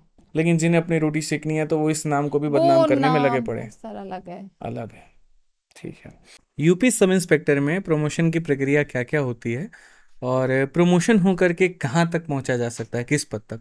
सब इंस्पेक्टर में मैक्सिमम जो मुझे लगता है 3 प्रमोशन मिल सकते हैं, नॉर्मल कंडीशन में 2, लेकिन अगर कोई बहुत ही जल्दी भर्ती में आ गया है, सपोज 21 कम साल एज में एज आ है, गया। 21 साल एज है मिनिमम, अगर कोई 22-23 में आ गया है तो मैक्सिमम 3। जो पहला प्रमोशन है वो लगभग 8 से 10 साल में होता है, सब इंस्पेक्टर है, सब इंस्पेक्टर से इंस्पेक्टर। उसके बाद अगला प्रमोशन उसके अगले 10 साल में लगभग, इसमें एक आध साल ऊपर नीचे हो सकता है, क्योंकि जो डिपार्टमेंटल प्रमोशन कमेटी होती है उसकी रिकमेंडेशन आती है, फिर ऐसे करके होता है। वो किस पद पे होता है? वो इंस्पेक्टर के बाद अगला प्रमोशन होगा डिप्टी एसपी के पद पर, और उसके बाद अगला प्रमोशन होगा जो कि जिसमें भी कम से कम 10 साल या 12 साल लगेंगे, वो होगा एडिशनल एसपी के पद पर। तो 3 प्रमोशन लेने में जो लगभग आइडिया है उसमें कम से कम 35 साल की जॉब चाहिए लगभग। तो अगर कोई 25 से अंडर में आ जा रहा है, 22-23 में, तो उसके चांसेस हैं कि वो 3 प्रमोशन प्राप्त करेगा और एडिशनल एसपी तक जाएगा। पहुंच सकता है। बहुत बढ़िया। थोड़ा आप बताइए यहाँ पर कि जो सरकारी सुविधाएं आप लोगों को मिलती हैं जी सर। वो किस तरह की होती है? सैलरी तो 55,000 आपने बता दिया, जी सुविधाओं सर। के बारे में थोड़ा बताइए। जैसे सैलरी में ही काउंट होता है, हमें एचआरए मिलता है, हाउस रेंट, वो देहात का और सिटी का अलग होता है, और मेडिकल सुविधा है। एचआरए मतलब जो अगर आप क्वार्टर लेकर के रहते हैं तो क्वार्टर पैसा नहीं लेते मिलेगा? तो उसका कुछ कटता है पैसा अपने उससे, जब हमें क्वार्टर मिल गया। मोस्टली क्वार्टर अभी इतने नहीं है, तो हम अगर रेंट पे रह रहे हैं अलग से तो हमें एचआरए मिलेगा, हाउस रेंट। वो सिटी का और देहात का थोड़ा अलग रहता है, उनका अलग क्राइटेरिया बना रखा है, वो होता है। और हेल्थ इशू, जैसे हेल्थ इशू आते हैं तो दीनदयाल उपाध्याय करके एक नई सुविधा शुरू की है इसमें, तो उसका हम कार्ड बनवाएंगे। जैसे मेरे माँ बाप हुए, मतलब मम्मी पापा हुए, वो हुए, या 18 से नीचे मेरा भाई है जो हम मुझ पर डिपेंड है, उनका बनेगा। तो कुछ उसमें मिल जाते हैं, चेकअप हुआ या दवा का हुआ तो उसमें मिल जाता है। ठीक, कैंटीन भी होती है हम लोगों की, पुलिस लाइन में होगी एक कैंटीन, उसकी भी सुविधा होती है। बाकी बस और बच्चों की पढ़ाई के लिए बच्चों की पढ़ाई के लिए कुछ भी नहीं, नहीं वो आप सर। अपना बियर करिए? जी सर। कोई ऐसा कोई पर्टिकुलर स्कूल या फिर कहीं पर कोई रिजर्व सीट नहीं होती है? No sir. नहीं होता है। बहुत बढ़िया। आप कुछ बताइए यहाँ पर और सरकारी सुविधाएं कुछ आपको याद हो तो। यही सर सुविधा जो इन्होंने बताई वही है मेनली। तो मेरा एक सवाल है यहाँ पर कि यूपी दरोगा के कितने तरह के यूनिफॉर्म होते हैं? मतलब सर्दियों के, गर्मी के, शूज़ कितने तरह के होते हैं, क्या क्या होता है, वो थोड़ा बताइए। नॉर्मल जो हम पुलिस में हैं, जो थाने में ड्यूटी रहती है, तो उसमें 2 ही यूनिफॉर्म है।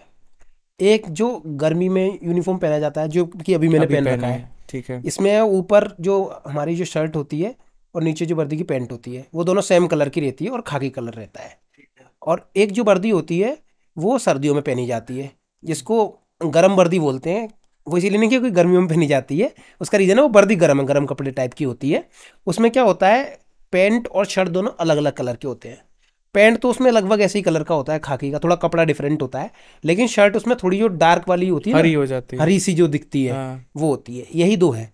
फिर इसके अलावा अगर कई हम बार लोगों को लगता है यार इन्होंने गलत पहन करके कपड़ा आ गया, मेरे को वैसे लगता था कॉलेज टाइम पे, देखियो कैसा पहन रखा है, पैंट अलग शर्ट अलग। और उसका लॉजिक यहाँ पर ये है कि सर्दी में पहना ही वहीं जाता है, जी सर, ऊपर अलग नीचे अलग। ये नॉर्मल थाने की पुलिस में तो यही है। बाकी अगर हम स्पेशल ब्रांचेस में जाएंगे हमारे उत्तर प्रदेश पुलिस की, जैसे एसटीएफ है, एटीएस है। जैसे एटीएस जो ब्लैक कमांडो टाइप जो पहनते हैं वो पहनते हैं, एसटीएफ के अलग कॉम्बैट यूनिफॉर्म वगैरह होती है। तो वो स्पेशल ब्रांचेस की अलग अलग कुछ कुछ यूनिफॉर्म्स हैं, जैसे कि जो मेट्रो में जो सर्विस करते हैं उनकी थोड़ी अलग है, लेकिन जो थाने पर है उनकी जनरली 2 ही यूनिफॉर्म। 2 ही तरह के। ठीक है, थोड़ा आप बताइए यहाँ पर कि इसमें कितनी छुट्टियाँ मिलती हैं, CL कितना हो गया और मैटरनिटी लीव क्या हो गया, पूरे साल में मतलब क्या क्या छुट्टियों का रहता है, थोड़ा एक बार बताइए। छुट्टियों का सर ये है, 30 तो हमें CL मिलती है, उसको आकस्मिक अवकाश बोलते हैं, और एक हो गया उपार्जित अवकाश, उसको बोलते हैं EL। वो भी रहती है साल में 30 दिन की, लेकिन वो हमें ज़रूरत पड़ेगी तब ही मिलेगी। उसको हमारा एक ऐसा क्राइटेरिया बना रखा है उन्होंने कि हमें पूरी सर्विस में जो उपार्जित अवकाश है 300 हमें ऐड करने हैं अपनी नौकरी में। जैसे 10 साल में हो जाएंगे मोस्टली, जब काम पड़ता है तभी ही लेता है EL इंसान, जैसे तबीयत खराब हो गई। एक होती है ML हमारी पूरी सर्विस में 1.5 साल की रहती है। मैटरनिटी लीव नहीं सर, ML मतलब मेडिकल लीव। अच्छा, मेडिकल लीव। मेडिकल मैं अभी जनरली बता रही हूँ, एक महिला के लिए तो अलग से होती है, वो अलग है। तो ML जो मिलती है वो 1.5 साल की रहती है। उसका थोड़ा रहता है कि 6 महीने के लिए पूरे पेपर मिलती है, फिर थोड़ा आधा हो जाता है, ऐसे करके मिलती है वो। और एक होती है मैटरनिटी लीव, एक चाइल्ड केयर लीव, उसको बोलते हैं CCL। वो पूरा मिला के एक बच्चे के लिए 1.5 साल का रहता है। यूपी दरोगा में जो कि सब इंस्पेक्टर के पद पर आप हैं, तो अगर ऐसा हो जाए कि आप एकदम छुट्टी लेने पर आ ही गए हैं, तो कितनी ऐसी छुट्टियां आप साल में ले सकते हैं जिस पर आपकी सैलरी ना कटे? सर 60 ले सकते हैं। अप्रोक्सीमेट 60 जी आप सर, ले सकते जी हैं, सर, इतना आपके हाथ में है। बिल्कुल सर। बहुत बढ़िया। आपकी नौकरी में आपको सबसे सेटिस्फाइंग चीज़ और आपको सबसे चैलेंजिंग चीज़ क्या लगती है? सर चैलेंजिंग तो वर्दी पहनना चैलेंजिंग तो है ही, अपने लिए टाइम थोड़ा कम रहता है, लेकिन ऐसा भी नहीं है कि नहीं रहता, निकाल लिया जाता है टाइम। और अच्छा ये है कि मैं सबसे बेटर तो मैं यही है कि मैं मतलब आत्मनिर्भर हूँ। एक चीज़ आती है कि आत्मनिर्भर हूँ, मैं वो हूँ। और वर्दी पहनने के बाद सर जब निकलते हैं ना, वाकई में किसी मोहल्ले से निकलो, गली से निकलो, तो सब देखते हैं, वो सबसे अच्छा लगता है सर। आज मैं आ रही थी आपके यहाँ जब, तो एक लड़की निकली, मैं तो नहीं जानती थी, और वो मेरी तरफ देखती जा रही थी, और उसने एकदम ज़्यादा बड़ी नहीं थी, छोटी सी लड़की थी, और जय हिंद करके गई सर।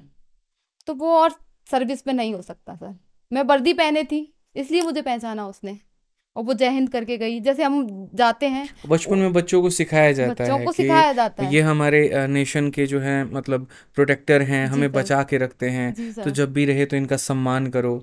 ठीक है, तो वो एक सम्मान जब मिलता है, और जो देहात एरिया में आप जाते हो तो और ज़्यादा, अरे बैठो बैठो, फिर चाय बनता है, फिर मतलब वो सम्मान, वो सबसे बड़ी सेटिस्फाइंग चीज़ आप बिल्कुल मानते सर। हैं। मेरी पोस्टिंग अभी देहात में है, तो मैं किसी भी गांव में जाती हूँ, किसी भी तरह, मैं एंटी रोमियो प्रभारी हूँ इस टाइम, तो स्कूल कॉलेज वॉलेज में जाती हूँ ना, तो बच्चे, छोटी छोटी सी बच्चियां भी होती हैं, हमें भी वर्दी पहननी है, तो सर ऐसा लगता है कि हाँ हमारा सम्मान है, वही सबसे अच्छा लगता है सर। चैलेंजिंग तो सर रहता है, हर नौकरी में रहता है, प्राइवेट सेक्टर हो या किस में हो, अगर हमें बाहर निकल आए तो चैलेंजिंग तो है। घर से बाहर, घर में जैसा फील कर सकता है, माँ बना के रोटी दे रही है, खाना दे रही है, तो चैलेंजिंग तो है। लेकिन सबसे ज़्यादा अच्छा लगता है, जैसे बूढ़ी औरतें हैं, हाथ फेर फेर के जाएंगी सिर पे, उनको ये लगता है कि हम ये नहीं कर पाए, ये कर रही है, वो कहेंगी हमारी नातिन भी ऐसी बने, तो ये अच्छा लगता है। सबसे अच्छा लगता है सर। बहुत बढ़िया। क्या जो रील में जैसे दिखाया जाता है सब इंस्पेक्टर का पावर और बाकी सारी चीज़ें, रियलिटी में उतना ही है या फिर डिफरेंस है? रील वर्सेस रियल में क्या फ़र्क है? सर अगर सही चीज़ को एग्जीक्यूट करना है तो जो एक कहते हैं ना कि दरोगा के पास बहुत पावर है, दरोगा के पास सच में बहुत पावर है, अगर जो एग्जीक्यूट करना है और कोई चीज़ गलत है उसको सही करने के लिए। लेकिन जो अगर हम उसको जो भौकालबाजी के कॉनोटेशन से देखें अगर, तो वो चीज़ नहीं है, क्योंकि ये चीज़ें 1 या 2 बार सही लग सकती हैं, लेकिन लॉन्ग टर्म में फिर ये सर्वाइव नहीं कर पाती हैं। और अगर आपकी जो कि ना कलम की ताकत, उस पर आप आ जाओ तो उसमें बहुत कुछ है। जब आप एक विवेचना खोलते हो, विवेचना में देखते हो, किसी भी टाइप की विवेचना हो, तो अगर आप उसकी तह में जाने लग जाओ तो कौन क्या किस हद तक इन्वॉल्व था, आप उस सब चीज़ों को बाहर ला सकते हो। आपकी कलम है या फिर जो आपकी इन्वेस्टिगेशन है, वही जो भी एक FIR लिखी है उसका जो निष्कर्ष है उसको निष्कर्ष तक पहुंचाती है। अगर किसी FIR में एक विवेचक ढीला पड़ गया तो उस जो जो केस है जिसमें जो दम हो सकती थी, उस केस को पूरे खराब भी कर सकता है।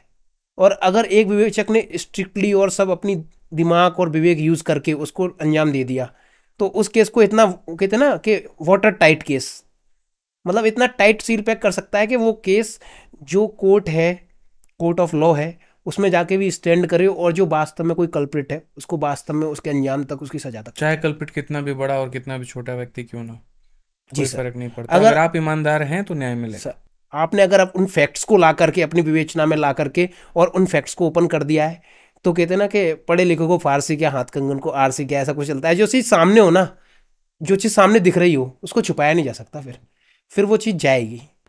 ऐसा कहा जाता है कि पुलिस वालों का जो रवैया है बड़ा सख्त हो जाता है, मतलब हम एक पोलाइटनेस की जो उम्मीद करते हैं यहाँ पर उनसे वो मिल नहीं पाता। वो जल्दी जो है इस तरीके की भाषा, इस तरीके की बोल इस्तेमाल करते हैं कि ऐसा लगता है कि हमारी तौलीन हो रही है, जबकि शुरू में वो लोग वैसा नहीं होते हैं, जहाँ तक मैं अगर आप जानूँ। तो क्या ये लोगों के साथ साथ काम करते करते हो जाता है, चोर चक्कों के साथ काम कर रहे हैं, आए दिन लोगों से डील कर रहे हैं, या ये क्यों किया जाता है? क्या सामने वाले को सच में डराने की कोशिश की जाती है? वो क्या रीज़न होता है? सर ऐसा नहीं है, लेकिन अगर आप गलती कर रहा है, कोई भी है, अगर वो जा रहा है रास्ते में, हम लोगों की चल रही है, चेकिंग कर रहे हैं हम, वाहन चेकिंग मोस्टली शाम के टाइम में कर रहे हैं, अगर हम उसको प्यार से बुलाएंगे तो नहीं आएगा। एक रीज़न ये होता है, उसको ऐसे बुलाएंगे, थोड़ा सा तो सख्त बनना पड़ता है हमें। अगर सख्त नहीं है हमारे पास तो कोई भी अच्छा इंसान तो आएगा नहीं। केवल प्रार्थना पत्र देने या बाद ही होता है, जैसे जो प्रार्थना पत्र जो पीड़ित है उसके साथ तो हमारा बिहेवियर अलग रहेगा। अब चोर है, लुटेरा है, उसके साथ अगर हम व्यवहार अच्छा करेंगे तो सर ऐसा नहीं हो सकता ना कि वो अच्छा ही बना रहे उसके लिए तो। और उसको लगेगा अरे ये तो ढीले सर हैं, ये इनको ढीले क्या हैं, सही अगली बताना। बार भी वो शायद यही करेगा। और किसी को हम प्यार से बुलाएंगे, किसी जैसे चेकिंग चलती है शाम के टाइम, नाकाबंदी होती है, या किसी को प्यार से बुलाएंगे, नहीं आएगा सर, नहीं रोकेगा, कंफर्म है भाग जाएगा, निकाल ले जाएगा। ऐसा लगता है कभी कभार तो हमें ही नहीं मार के चला जाए बाइक। तो थोड़ा सा और वो क्या स्ट्रिक्ट पता, रहना वो पड़ता है कुछ पुलिस भी को। हो सकता है, कोई चीज़ की तस्करी हो सकती जी है, सर, कुछ भी हो तस्करी सकता हो है। सकती है, हुआ ये हुआ, सब कुछ हो सकता है, उसकी नाकाबंदी चलती है, चेकिंग वगैरह चलती है। यूपी में नशा कितना है, कितना मतलब गांजा की तस्करी कितनी होती है बाकी राज्यों के मुकाबले?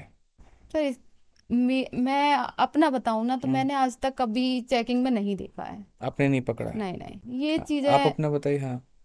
इसमें सर अगर जैसे इसमें जो भी खुफिया जानकारी मिलती है, इसमें सर मुखबिर होते हैं। अगर मुखबिर के थ्रू कोई सूचना मिलती है कि ऐसी कोई स्मगलिंग हो रही है, यहाँ से जा रहा है वहाँ से जा रहा है, तो उसमें सक्षम अधिकारी के द्वारा जैसे दिशा निर्देश होते हैं, उस इस बात से उनको ट्रेस करके पकड़ के मुकदमा लिख करके उचित कार्रवाई की जाती है सर। इसमें ऐसा ऐसा क्योंकि आपने अपने कार्यकाल में कई तरह के अपराध देखे होंगे, लेकिन सबसे ज़्यादा अपराध किस क्षेत्र में होता है वो थोड़ा बताइए एक बार। सर, जो मैंने पर्सनली फील किया है वो तो यही है, लड़की भागना। हाँ। सर पता नहीं क्या हो गया आजकल, ये सोशल मीडिया वगैरह है, ये सब ट्रेंड है, क्योंकि आजकल एक दूसरे के टच में आना बिल्कुल ईजी हो गया है। हाँ। अब टच में आने से क्या होता है कि हम जो घर पे लाइफ जी रहे हैं वो तो है रियलिटी की लाइफ। अब लड़कियां जो हैं वो मीठे मीठे बातों में आके, मीठी मीठी बातों में आके, दो जो आजकल जो माहौल चल रहा है इंस्टा रील्स के बहकावे में आकर के, मैं ये कर दूंगा, मैं वो कर दूंगा, अब बस ये होने वाला है भाई का, अब वो होने वाला, भाई का टोरा है, रोला है, इसमें बहकावे में आकर के और घर छोड़ के चली जाती। अरे और लड़की तो चली गई, वो तो वहाँ से चली गई। अब जब हम वो लौट के, जब उसकी धुड़ाई चलती है, तब जब उसके पेरेंट्स माँ बाप आते हैं ना हमारे पास, तब उनका चेहरा देख के हमें समझ में आती है कि इसने नासमझी नादानी में कितना बड़ा गलत डिसीजन ले लिया है।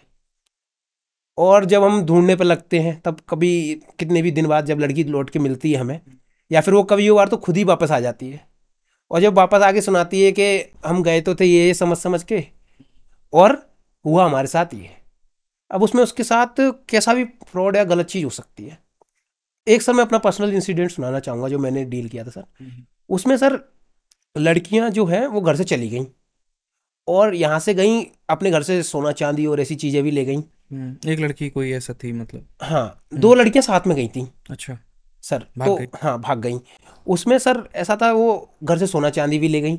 उन्होंने सोचा, क्योंकि उनके अंदर ज़्यादा उम्र नहीं थी, तो रेवेलियस एटीट्यूड आ गया था कि हमारे घर वाले ऐसे करते वैसे करते, हम ये कर देंगे वो कर देंगे, ऐसे रहेंगे। वो चली गई, घर से सोना चांदी ले गई, बाहर गलत लोगों के, फ्रॉड लोगों के चक्कर में पड़ गई। अब फ्रॉड लोगों के चक्कर में पड़ के उनका जो सोना चांदी था वो उन्होंने औने पौने दामों पे बेच दिया। सपोज 5 लाख का है तो 50,000 में, ऐसे वो बेच के सब कुछ खत्म करके फिर हमने उनको ढूंढ के घर वालों को सुपुर्द कर दिया। घर वाले इसमें इतना परेशान हो जाते हैं। अब आप समझ ही सकते हो, अपनी सोसाइटी में लड़की से घर की इज्जत और सब चीज़ें जुड़ी होती हैं। तो जब भी लौट के आई, तब घर से गई थी तब तो घर वालों के विरोध में गई थी, जब लौट के आई उसी में से एक लड़की की तबीयत खराब हो गई, तो कौन उसके काम आया? घर में उसके परिवार के पूरे 20 लोग मैंने देखे, पूरे दिन हॉस्पिटल में उसकी सेवा खुशामद जो भी सब चीज़ें होती, सब चीज़ों का ध्यान रखा। तो जब मैं ये चीज़ देखता हूँ कि लड़कियों को भी और सबको समझना चाहिए कि at the end of the day जो हमारा सबसे आखिरी में है ना, हमारे माँ बाप और हमारा परिवार ही हमारे हैं, और उसके अलावा किसी पे हम इतनी आसानी से भरोसा नहीं कर सकते। चाहे गलती कितनी भी हो जाए, लेकिन परिवार आपके साथ स्तंभ की तरह खड़ा है। बस ये है कि उनको अपना दोस्त माने और चीज़ें शेयर करें, ये रील के ज़माने में ना रहे तो बेहतर है। बहुत बढ़िया है। कोई भी एक हाई प्रोफाइल केस आता है, जैसे मान लीजिए कि कोई लड़की है उसका हो गया, या कोई पर्सन है उसका हो गया, वहाँ पे जहाँ पूरी मीडिया की नज़र होती है, पब्लिक का प्रेशर भी सबसे ज़्यादा होता है, तो उसको आप लोग कैसे हैंडल करते हैं? सबसे पहले स्टेप क्या होती है वहाँ पे, मतलब आदेश ऊपर से क्या आता है? सर, हाई प्रोफाइल केस की जैसे बात करें तो इसमें हाई प्रोफाइल जो वर्ड है वो सर जनरली इसलिए यूज हो रहा है क्योंकि वो थोड़ा उसमें मास ज़्यादा इन्वॉल्व है, मीडिया अटेंशन ज़्यादा है। तो हमको ये कोशिश करना है कि ये जो चीज़ें हैं, मास और मीडिया, ये चीज़ें जो नॉर्मल जो इन्वेस्टिगेशन प्रोसेस है उसको अफेक्ट ना कर पाए। क्योंकि कोई भी केस का जो निर्णय आएगा, अंतिम निर्णय किसी भी केस पर माननीय न्यायालय देगा। जो कोर्ट निर्णय देगा वो उसी चीज़ पर देगा कि इन्वेस्टिगेशन कितनी अच्छी से कितनी प्रॉपर हुई है। तो हमको उसकी हाई प्रोफाइल चीज़ों को ना देखते हुए, मीडिया अटेंशन और सब बाकी चीज़ों को ना देखते हुए, हमें जैसे जो इन्वेस्टिगेशन का जो कोर है, जिसमें फॉरेंसिक एविडेंस इकट्ठे करना है और बाकी चीज़ें हैं, उनको प्रॉपरली करके और उनको इन्वेस्टिगेशन में प्रॉपरली लाइट में ला करके और प्रॉपरली कोर्ट में भेजना है। उसके बाद जो उस केस का जो फेट है वो ऑनरेबल कोर्ट डिसाइड करेगा। आप ये बताइए कि जैसे कहीं पर कोई स्पॉट पे होता है, ठीक है, आप वहाँ पर गए हैं, आपको दिख रहा है शरीर कहीं और है, गर्दन कहीं और है वहाँ पे, और बड़ा मुश्किल होता होगा सिचुएशन, पहले तो हैंडल भी करना, लेकिन धीरे धीरे आदत लग जाती है, ठीक है, तो उसको मैनेज कैसे करते हैं आप लोग, कैसे विजुअलाइज करते हैं? कई बार पुलिस का इन्वेस्टिगेशन बाकी एसटीएफ और बाकी से बहुत बेहतर होता है, और कई बार वहाँ पर आपने जैसे देखा कि बंगाल में जो केस हुआ था, पुलिस बहुत बढ़िया इन्वेस्टिगेट नहीं कर पाती है, तो बाद में सीबीआई या इनको हैंडल कर दिया जाता है। तो आपका काम करने का वो तरीका है, वो क्या रहता है, कैसे? तो सबसे पहले तो यही है कि पुलिस सबसे पहले पहुंचती है। पुलिस सबसे पहले पहुंचती है, जहां घटना हुई है ना उसको अगर सेव कर लेती है। पब्लिक को हटाना बड़ा मुश्किल हो जाता है, जिससे हमारे एविडेंस मिट सकते हैं। जैसे किसी का हुआ है, वेपन से हुआ है, अगर हो सकता है आसपास हो, पहले तो ढूंढने की कोशिश की जाती है। अगर पब्लिक है, पब्लिक ने ही हाथ लगा दिया तो ये दिक्कत आती है काफ़ी। तो पहले तो उसको येलो टेप लाया जाता है, उससे सुरक्षित कर लिया जाता है। अगर वो सुरक्षित हो गया, वेपन्स मिल गया, तो उसमें ज़्यादा दिक्कत नहीं होती है। बाकी सीबीआई वगैरह उनको अलग ही ट्रेनिंग दी जाती है सर, पुलिस को उतना नहीं किया जाता, लेकिन मेन काम पुलिस का ही तो होता है। सबसे पहले जाती है जो पुलिस, एविडेंस जो रखती है ना सर, वो सबसे मान्य होता है। शुरुआत में जो पहुंचेगा, सीबीआई तो नहीं जाएगी घटना स्थल पे, सबसे पहले जाएगी पुलिस। अगर पुलिस ने सेव कर लिया तो आगे दिक्कत नहीं आएगी सर। वैसे जैसे का केस है, वो हमें पावर नहीं होती आईओ को, जैसे हम सब इंस्पेक्टर को नहीं होती है, मोस्टली होती है इंस्पेक्टर लेवल का ही उसमें आईओ हो सकता है। तो वही दिक्कत है कि सर ऐसा है नहीं कि सीबीआई ही खोल सकती है इसको। अगर सही से हुआ, पुलिस सबसे पहले पहुंचती है, पुलिस अगर पहले पहुंची है, अगर वेपन्स मिल जाता है या नहीं मिलता, शक के दायरे में कोई है, लगता है कि सर, ऐसा लगता है, कई बार मैं भी गई हूँ, एक केस था अभी तो मैं उसमें गई थी, उसमें समझ में आ रहा कि ये है, तो उसकी सास वगैरह को ले आए थे साथ में। अगर वो उस जगह से भाग जाते तो दिक्कत आती और टाइम भी लगता, फिर पब्लिक का रहता जैसे है। वो केस क्या था, थोड़ा एक बार बताइए उसके बारे में। सर यही था, जैसे लड़की भाग जाती है, ऐसा ही केस था सर। मेरी पोस्टिंग है मेरठ में, वहाँ का था कि वो लड़की भाग गई थी, अदर कास्ट थी शायद, अदर कास्ट में भाग गई वो। उसके घर वालों ने उससे नाता तोड़ दिया। ठीक है। सब दिक्कत आई उसे जब तोड़ दिया और शायद उसका पति काम वाम करता था, दिहाड़ी मजदूरी मजदूरी टाइप का। उन दोनों का झगड़ा हुआ आपस में, और झगड़े शायद पहले से भी हो रहे होंगे, लेकिन वो बता नहीं पा रही किसको, क्योंकि वो भाग के आई थी, अपने परिवार से कोई कांटेक्ट नहीं। उसके माँ बाप जब हम लोग गए उसको बताने, सूचित गांव आसपास थे, गांव भी दूर नहीं था, तो गए थे तो आसपास, तो उसने कहा हमने नाता तोड़ दिया। सर उसको इंसाफ कैसे मिलेगा? उसके पिताजी एप्लीकेशन लिखने के लिए तैयार नहीं, और वो समझ में आ रहा था कि उसका हुआ है, लड़की को दिया गया था सर लड़की को। लेकिन फिर उसके बाद उसमें क्या हुआ क्या नहीं हुआ, क्योंकि उस थाने से मेरा ट्रांसफर हो गया था उस टाइम पे। अच्छा। उसमें उसको स्पेशली सीओ मैडम देख रही थी उस टाइम, क्योंकि वो दहेज के उसमें आ रहा था। दहेज का जो होगा तो वो उसको क्षेत्र अधिकारी देखेगा, सर्कल ऑफिसर देखेगा। Circle officer. तो सबसे ज्यादा यही है लड़कियों का रहता है कि परिवार से रहे, क्योंकि बता सकें आपस में बात, कि भाग के गई हैं तो परिवार ने अगर तोड़ दिया रिश्ता तो किधर बताएगी। हो सकता है वो हो, या मुझे ही लग रहा है हुआ है उसका, हो सकता है की हो, लेकिन वो होती नहीं अगर वो परिवार से रहती, जैसे माँ को सबसे पहले बताती। लेकिन उसका संबंध शायद वो 4 साल पहले भागी थी, तो 4 साल पहले भागी थी, उस वजह से उसकी वजह से एक छोटी सी बच्ची थी 2 साल की, लेकिन हम लोग लेके आए थे उसके सास ससुर को। और बाद में क्या हुआ, उसी टाइम पे मेरा ट्रांसफर हुआ था सर। पुलिस की जो नौकरी होती है वो काफ़ी इमोशनल भी हो जाता है कई बार, अगर देखे तो बड़ा मतलब सुन करके मेरा तब से ये हो रहा है। चूँकि आपके थाने में जिस तरह के सबसे ज़्यादा केसेस आते हैं, उसी के ऊपर में एक सवाल है मेरा। बहुत बार ऐसा देखा जाता है कि लड़का और लड़की दोनों साथ में भाग गए वहाँ पे, ठीक है, लेकिन बाद में लड़की के घर वालों के प्रेशर में वो लड़की क्या करती है, उसी लड़के के ऊपर में केस कर देती है, ठीक है। तो इसको कैसे आप डील कर रहे होते हैं, मतलब या 90% ऑफ द केसेस में लड़के के ऊपर में ही सारी जो है चीज़ें थोप दी जाती हैं, तो क्या ये सही होता है, और होता है तो मतलब कैसे आप डील करते हैं उसको? सर इसमें तो मैं लड़कों के लिए एक एडवाइस दूंगा कि अगर आप किसी लड़की के साथ ऐसे जा रहे हो, कहीं ऐसा कुछ है, तो ये सब मत करो। क्योंकि अगर आपकी लाइफ बहुत इम्पोर्टेंट है, आपकी जो आप 20 22 25 जितने भी साल के हो, आपको बहुत लंबा जीना है, बहुत लंबी लाइफ है, तो आप ये इमोशनल होकर ये सब डिसीजन ले लोगे।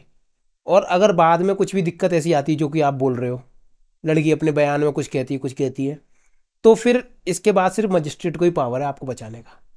पुलिस उसमें आपकी कोई बहुत स्पेसिफिक मदद इतनी नहीं कर पाएगी। अगर लड़की आकर के, क्योंकि आप कहीं 1 महीने तक गायब रहे, उस ड्यूरेशन में आपने क्या किया क्या नहीं हुआ, उसको ट्रैक डाउन करना सर प्रैक्टिकली सेंस में बोल रहा हूँ बहुत मुश्किल है। थ्योरेटिकली तो बोल सकते हैं ये कर देंगे वैसे कर देंगे। तो इसीलिए अगर आप किसी से इस प्रकार के रिलेशनशिप में इन्वॉल्व हो रहे हो, तो फिर आप कितना ट्रस्ट करते हो, उस ट्रस्ट को चेक एंड बैलेंस करके ही आगे कदम रखना। संदेह, मेरा एक सवाल है कि भागते तो दोनों हैं, कंसेंट भी दोनों का ही होता है, लेकिन क्यों ऐसा होता है कि लड़की ने जो कह दिया वही सत्य माना जाता है और उसके बाद में उसके आधार पर ही एक कार्रवाई तरीके से होती सर है? मैं ये कहना चाहूंगी इसमें हाँ। कि कानून जो बना है ना वो लड़कियों के लिए ज्यादा है, लेकिन इसका मिसयूज हो रहा है। मैंने खुद देखा है, मैं प्रैक्टिकल डेली ही देखती हूँ कि जैसे वाइफ और हस्बैंड का भी झगड़ा होता है और भागने वाला भी आपका ये है। लड़की ने जो कह दिया वो सच साबित हाँ, हो तो गया। क्यों, मतलब क्यों सर है? ये कानून है, ये हम तो प्रूफ देते हैं वहां जाके, जैसे हमारा आईओ का काम है, विवेचक का काम है, हम प्रूफ लिख के देंगे, लेकिन उसको वो करना, सही गलत करना मजिस्ट्रेट का काम है। वो जब जाएगी, चार्जशीट जाएगी, फाइल होगी, तब जाके लड़के के साथ इंसाफ होता है। आजकल जैसे आईपीसी और सीआरपीसी थी तो थोड़ी दिक्कत थी, लेकिन बीएनएस में सर लड़के को प्रोटेस्ट मिला है। तो क्या हम लड़के क्या मान करके चले, पहला तो ये कि इसका मिसयूज होना बंद हो जाएगा, या दूसरा कि लड़कों के लिए भी कानून आने वाला है? क्या मानना चाहिए हमें, किस बात की आशाएं, हम उम्मीद लेकर के एक फौज दुनिया में चले? सर उम्मीद तो नहीं कर सकते, लेकिन इसका मैं लड़कियों से यही कहूंगी, इसका मिसयूज ना करें। हमारे लिए ये बना है, पहले लड़कियों के साथ गलत होता आया है, काफी गलत हुआ है, बहुत सारे केस ऐसे हैं उसमें हमारे केस फाइल तक नहीं हुआ है पहले से, शुरू से। जैसे पहले दहेज कर दी जाती थी, उसमें पता ही नहीं चलता था, घर वाले भी इतना एक्शन नहीं लेते थे। लेकिन आजकल जो दहेज एक्ट है सर, सबसे ज्यादा इसका मिसयूज हो रहा है। अगर लड़की माँ मतलब पति पत्नी में अगर नहीं बनती है ना, सबसे पहले दहेज लगाती है। सर मेरे पास भी, मैंने भी दहेज एक्ट के किए हैं, मुझे पता है कि ये गलत हो रहा है, लेकिन लड़की ने अगर कह दिया 7 साल से पहले, अगर उसने कह दिया, इसमें एक क्राइटेरिया रखा है कि 7 साल से पहले 7 साल के बाद दहेज एक्ट नहीं लगता है। 7 साल से पहले अगर होता है तो दहेज एक्ट लगेगा। तो दहेज एक्ट कैसे लग जाएगा? मतलब बोल दिया कि इन्होंने 10 लाख रुपए लिए, केवल सर बोलने से ही, मात्र बोलने से ही कि तू अच्छा सामान नहीं लेके आई है, उसमें ही दहेज एक्ट। हम भी तो नहीं प्रूव कर वो सकते। शब्द बताइए जिससे वो बचा जा सके, मतलब दहेज एक्ट के क्या कुछ ऐसा है, या कौन ऐसे शब्द है जिसपे दहेज एक्ट लग जाता है? सर दहेज एक्ट के लिए बचा तो नहीं जा सकता, स्पेशली यही है कि ना तो दहेज लें, और दहेज लेते भी है ना, तो सर पहली बात तो ये है, दोनों को बना के रखनी चाहिए, लड़का लड़की को। अभी मैं 2-3 लेकिन दिन दहेज क्या लगता है आपकी नजरों में, सही है कि गलत है? गलत है सर। सही क्यों क्या गलत है? है? गलत ही है सर। एक तो लड़की दे रहे हैं, हम्म ऊपर से दहेज दे रहे हैं। इस पे एक बड़ा सवाल है, इंटरनेट का वायरल है, मैं आपसे वो पूछना चाहूँगा। ठीक है, कई बार ऐसा होता है कि लोग ये कहते हैं दहेज जो लेना है वो गलत है, लेकिन बच्चों का, लड़कों का सवाल ये भी तो होता है वहाँ पे कि आप भी तो यहाँ कामयाब लड़का ढूंढ रहे हो, आप भी तो यहाँ सरकारी नौकरी वाला लड़का ढूंढ रहे हो, तो जब आपको यहाँ उस पद, उस प्रतिष्ठा वाला लड़का वहाँ पर चाहिए, तो फिर वो लड़का बदले में क्यों कुछ ना ले? क्योंकि उसको भी अपनी बहन की जब शादी करनी होती है, उसको भी लड़के नहीं मिलते, सर और जो यही, मिलते हैं फिर उनका अगर डिमांड दहेज रहता है। बंद होगा ना तो उसको लड़के को भी नहीं देना पड़ेगा अपनी बहन के लिए। हाँ वो बंद होगा, लेकिन जो ये लड़कियों का दहेज जो सर शुरू चॉइस से है, दहेज था नहीं, स्त्री धन था, जो मर्जी थी माँ बाप की अपनी बच्ची को दे दिया। लेकिन अब ये बड़े स्तर पे पहुंच चुका है, इसके बारे आजकल तो ये में फैशन भी हो गया। शुरू में बिल्कुल सर, इन्वेस्टमेंट लोग इसको मान लेते हैं, शादी बिल्कुल करते सर। वक्त में 1 करोड़ का दहेज दो, शादी के 1 साल के बाद में जो एलिमनी के नाम पे 50% ले। ओवरऑल क्वेश्चन जो है ना, चाहे वो लड़का हो या लड़की हो, पहला बात तो गलती किसी को भी नहीं करना चाहिए, और मैं दहेज लेने और दहेज देने के एकदम सख्त खिलाफ हूँ। मैंने वो सवाल पूछे हैं जो इंटरनेट पर वायरल हो रहे होते हैं, और जो कई सारे लोगों के सवाल होते हैं, मैं जवाब दूंगा तो उनको ये लगेगा वहाँ पर कि ये इनकी पर्सनल ओपिनियन है, परसेप्शन है। ठीक है, मैं चाहता हूँ कि एक बड़ा अधिकारी उसका जवाब दे, ताकि वो लोगों को, पब्लिक डीलिंग देख रहा है, वो सारी चीज़ें देख रहा है वहाँ पर, तो उसका उत्तर आप लोगों ने बहुत बेहतर तरीके से दिया। बाकी मैं किसी भी चीज़ों को लेकर के बहुत बायस नहीं हूँ कि लड़कों के साथ में अत्याचार हो रहा है, लड़कियां जो है अत्याचार कर रही हैं, तो रिवर्स भी है, तभी तो ये कानून लाया गया, नहीं तो इसकी ज़रूरत ही नहीं पड़ती वहाँ। बस मेरा एक समाज को एक छोटा सा ये कहना आप लोगों के माध्यम से है कि देखिए, आप किसी के साथ में गलत मत करिए। अगर कोई पर कानून कहीं बना हुआ है तो उसका ना ही बहुत ज़्यादा मिसयूज़ होना चाहिए ज़बरदस्ती का किसी के ऊपर में, चाहे लड़का है तो वो आरोप लगा दे या कुछ घटना कर दे, या लड़कियां हैं तो कोई ऐसा आरोप लगा दे, क्योंकि बाद में धीरे धीरे जो है ना, वो जो सही लोग होते हैं, जिनको सच में इंसाफ की नीड होती है, तो लोग उनको भी उसी चश्मे से देखना शुरू कर देते हैं, और ऐसा लगता है कि सब बराबर है, सब ने सेम काम किया हुआ है। कोई वाकई में एक महिला है जो पीड़ित है, जो सच में अपने ससुराल में मार खा रही है दहेज के लिए, ठीक है, तो लगेगा ऐसे भी कि अच्छा, इसने भी लाइमलाइट के लिए ही जो है वो केस किया हुआ है। वो बराबर सब एक ही तराजू में तौले जाते हैं।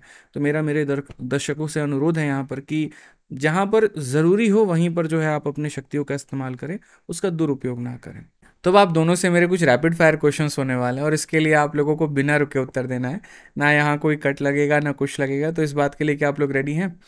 तो पहले संदेह हम लोग आपसे पूछते हैं, 1 वर्ड आंसर है, कोई एक्सप्लेनेशन नहीं है, ठीक है? फिर आपसे पूछ लेंगे। सबसे पहला संदेह सवाल है मेरा यहाँ पर कि प्रमोशन या पीसफुल पोस्टिंग, किसे चुनेंगे आप? Peaceful posting. पीसफुल पोस्टिंग, मतलब आपको भी सुकून की ज़रूरत है। दूसरा सवाल, रात की ड्यूटी अच्छी लगती है या दिन का? सर मोस्टली दिन की। दिन की ड्यूटी अच्छे लगते हैं। ड्यूटी के बीच में कभी कभी चोरी छुपे आपने नींद ली है? बिल्कुल सर। कहाँ पे? ऑफिस में? ऑफिस में नहीं सर, जैसे मेरा थाना आदर्श थाना बना हुआ है, तो ऊपर है रूम्स, तो ड्यूटी डे रहती है मेरी मोस्टली, तो चले जाते हैं थोड़ा बहुत आराम करने की। नींद तो सबको नींद तो ज़रूरत है। ड्यूटी के टाइम पे मोबाइल चलाते वक्त में सबसे ज़्यादा किस ऐप को आप चलाते हैं? सबसे ज़्यादा सर इस टाइम तो इंस्टाग्राम चल। मतलब पुलिस वाले भी रील देखने में बिजी रहते हैं। बढ़िया है। रात की ड्यूटी में चाय पसंद है या गॉसिप? चाय सर। चाय। अच्छा, पुलिस वालों का जो गॉसिप होता है वो किस चीज़ को लेकर के ज़्यादा हो रहा होता है? सबसे ज़्यादा सर ड्यूटी को लेके। ड्यूटी को लेकर इसकी के। ड्यूटी अच्छी लगा, इसकी ड्यूटी कम। अच्छा, बढ़िया लग रही होती है। क्या गॉसिप्स आप लोगों में कमाने को भी लेकर के हो रहा होता है कि यार मेरा वो जो दोस्त है वो प्राइवेट में वो इतना कमा रहा है, हम गवर्नमेंट में हम इतना ही कमा रहे हैं? नहीं कुछ सर, ऐसा? पुलिस की दुनिया इतनी बड़ी है कि दूसरे को टाइम नहीं मिलता दूसरे का है। टाइम नहीं मिलता है। क्या परिवार? केसेज आते रहते हैं, ऐसे हाँ। केस आते हैं, उस पे हुई बात, आपस में बैठे हुए हैं, उस पे बात हो रही है, कोई किसी को पकड़ के लेके आए हैं, भाग के गई है लड़की, उस लड़के को लेके आए हैं। उनकी स्टोरी ऐसी ऐसी होती है कि वही बातें खत्म नहीं होती हमारी। वही चल रहा होता है, वही हमारी दुनिया बन गई। वही उसी सर, पर मैं सारी बता तो रही हूँ सर। एक क्वेश्चन पूछा था आपने, पर्सनल लाइफ होती है इसमें? नहीं सर, पुलिस ज्वाइन किया है तो पर्सनल लाइफ नहीं है, खत्म। खत्म। सेम सवाल मेरे आपसे भी हैं, एक एक करके मैं आपसे पूछूंगा, आप थोड़ा उसका उत्तर देना यहाँ पे। प्रमोशन या peaceful posting? Peaceful, any day. Peaceful. Promotion नहीं भी चलेगा, दौड़ेगा खुद? पीस सब कुछ तो सर वही है सर। ऐसे प्रमोशन भी तो पीस के लिए ही कर रहे हैं। चलिए, रात की ड्यूटी पसंद है या दिन की? दिन की। दिन की। थाने में सबसे वियर्ड एक्सक्यूज क्या मिला आपको किसी भी अपराधी से सुनने में?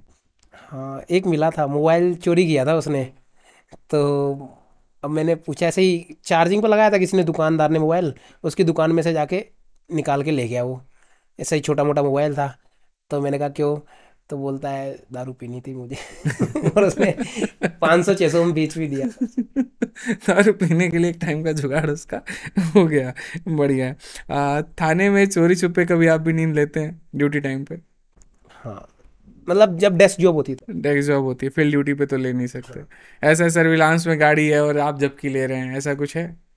नहीं सर। एक एक जो सवाल है मेरा, जो ये डायलॉग बड़ा फेमस है कि पुलिस सबसे लेट पहुंचती है, तो क्या ये सच है?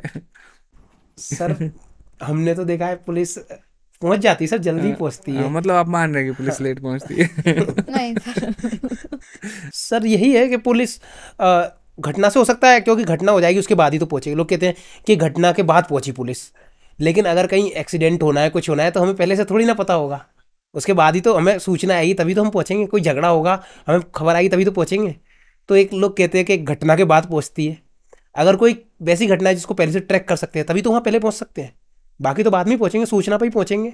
लेकिन लोगों का बड़ा एक इंपॉर्टेंट सवाल है, स्विगी वाले 15 मिनट में आ जाते हैं फ़ोन करने पे, ब्लिंकिट वाले 15 मिनट में आ जाएंगे, पुलिस को आने में 30 मिनट क्यों लग जाता है? सर यूपी पुलिस 3 मिनट में भी आती है सर। हैं? हाँ सर। 112 10 मिनट का है सर टाइम। हाँ, कितने मिनट का? 10 मिनट का। 10 मिनट के अंदर आना ही आना है? 112 को 10 मिनट में आना ही आना है। इवेंट अगर आया है उसके पास 10 मिनट में आना ही है। 10 मिनट में शहर में और 15 मिनट में देहात में। देहात में। अभी सर मेरी कुंभ मेले में ड्यूटी थी। तो जो, क्योंकि कुंभ मेले में फायर की बहुत प्रॉब्लम होती है, तो जो हमारी फायर सर्विस है उत्तर प्रदेश की, उसका जो रेस्पॉन्स टाइम है, जैसे आग की सूचना आई, वो भी पुलिस के डिपार्टमेंट के अंदर ही आता है। पुलिस का ये एक अलग डिपार्टमेंट है। तो जैसे सूचना आई तो 3 मिनट के अंदर फायर की गाड़ियाँ पहुंच जाती थी। रेस्पॉन्स टाइम 3 मिनट से कम था, 2 मिनट समथिंग कुछ था। रात के समय आपको क्या पसंद है, चाय या गॉसिप? चाय। प्यार और ड्यूटी कोई एक चूज करना हो तो क्या करेंगे? दोनों साथ में। नहीं, दोनों साथ, एक चूज करना पड़ेगा। नहीं सर, मुझे लगता है कि ड्यूटी से प्यार भी होना चाहिए। और सर जब कभी नाइट की लंबी ड्यूटी लगती है तो सर कोई फ़ोन नहीं उठाता, कोई एक आधी फ़ोन उठाता है। तो जो अपना फ़ोन उठा ले वो उस समय भगवान ही होता है। कभी अगर खुद पर FIR लिखने का मौका मिले, अंदर ही अंदर, मतलब वो पुलिस को नहीं देना, वो खुद के, जैसे होता है ना लोग डायरी ऑफ मिस्टेक्स बनाते हैं, आप मान लीजिए चूंकि आपके भाषा में हम कहें FIR, तो कहीं भी अपने आप पर FIR लिखना पड़े, तो किस अपराध के लिए आप अपने ऊपर में FIR लिखेंगे? सर ये तो मुझे लगता है जो मोटर व्हीकल के जो नियम है उनके लिए। कई बार हम भी एज ए स्टूडेंट या फिर कभी गांव की रोड पे कभी बिना हेलमेट के हम भी गए होंगे, तो ऐसे क्राइम हो सकते। ऐसे क्राइम, बट अब करते हैं ऐसा? अब नहीं करते? अब सर इमरजेंसी में कभी कभार हो भी जाता हो तो सर कह नहीं सकते। वैसे सर इंटेंशनली तो नहीं करते, लेकिन सर कहीं से अगर सूचना आ गई कि ऐसी ऐसी जगह पहुंचना, ये हो गया, झगड़ा हो गया, तो क्योंकि सर ये सब तो सर इमरजेंसी सर्विसेज में थोड़ा सा इतना तो रखना पड़ता है कि हम कुछ चीज़ ढूंढने नहीं बैठेंगे कि DL कहाँ है, भाई गाड़ी की RC ले ली क्या, ऐसे तो नहीं बैठेंगे। जब सूचना आएगी तो तुरंत पहुंचना प्रायोरिटी रहेगी। ठीक है, चलिए बताइए, वर्दी में प्यार करना आसान होता है? नहीं सर। क्या मतलब मुश्किलें क्या क्या आती हैं, वो थोड़ा बताइए।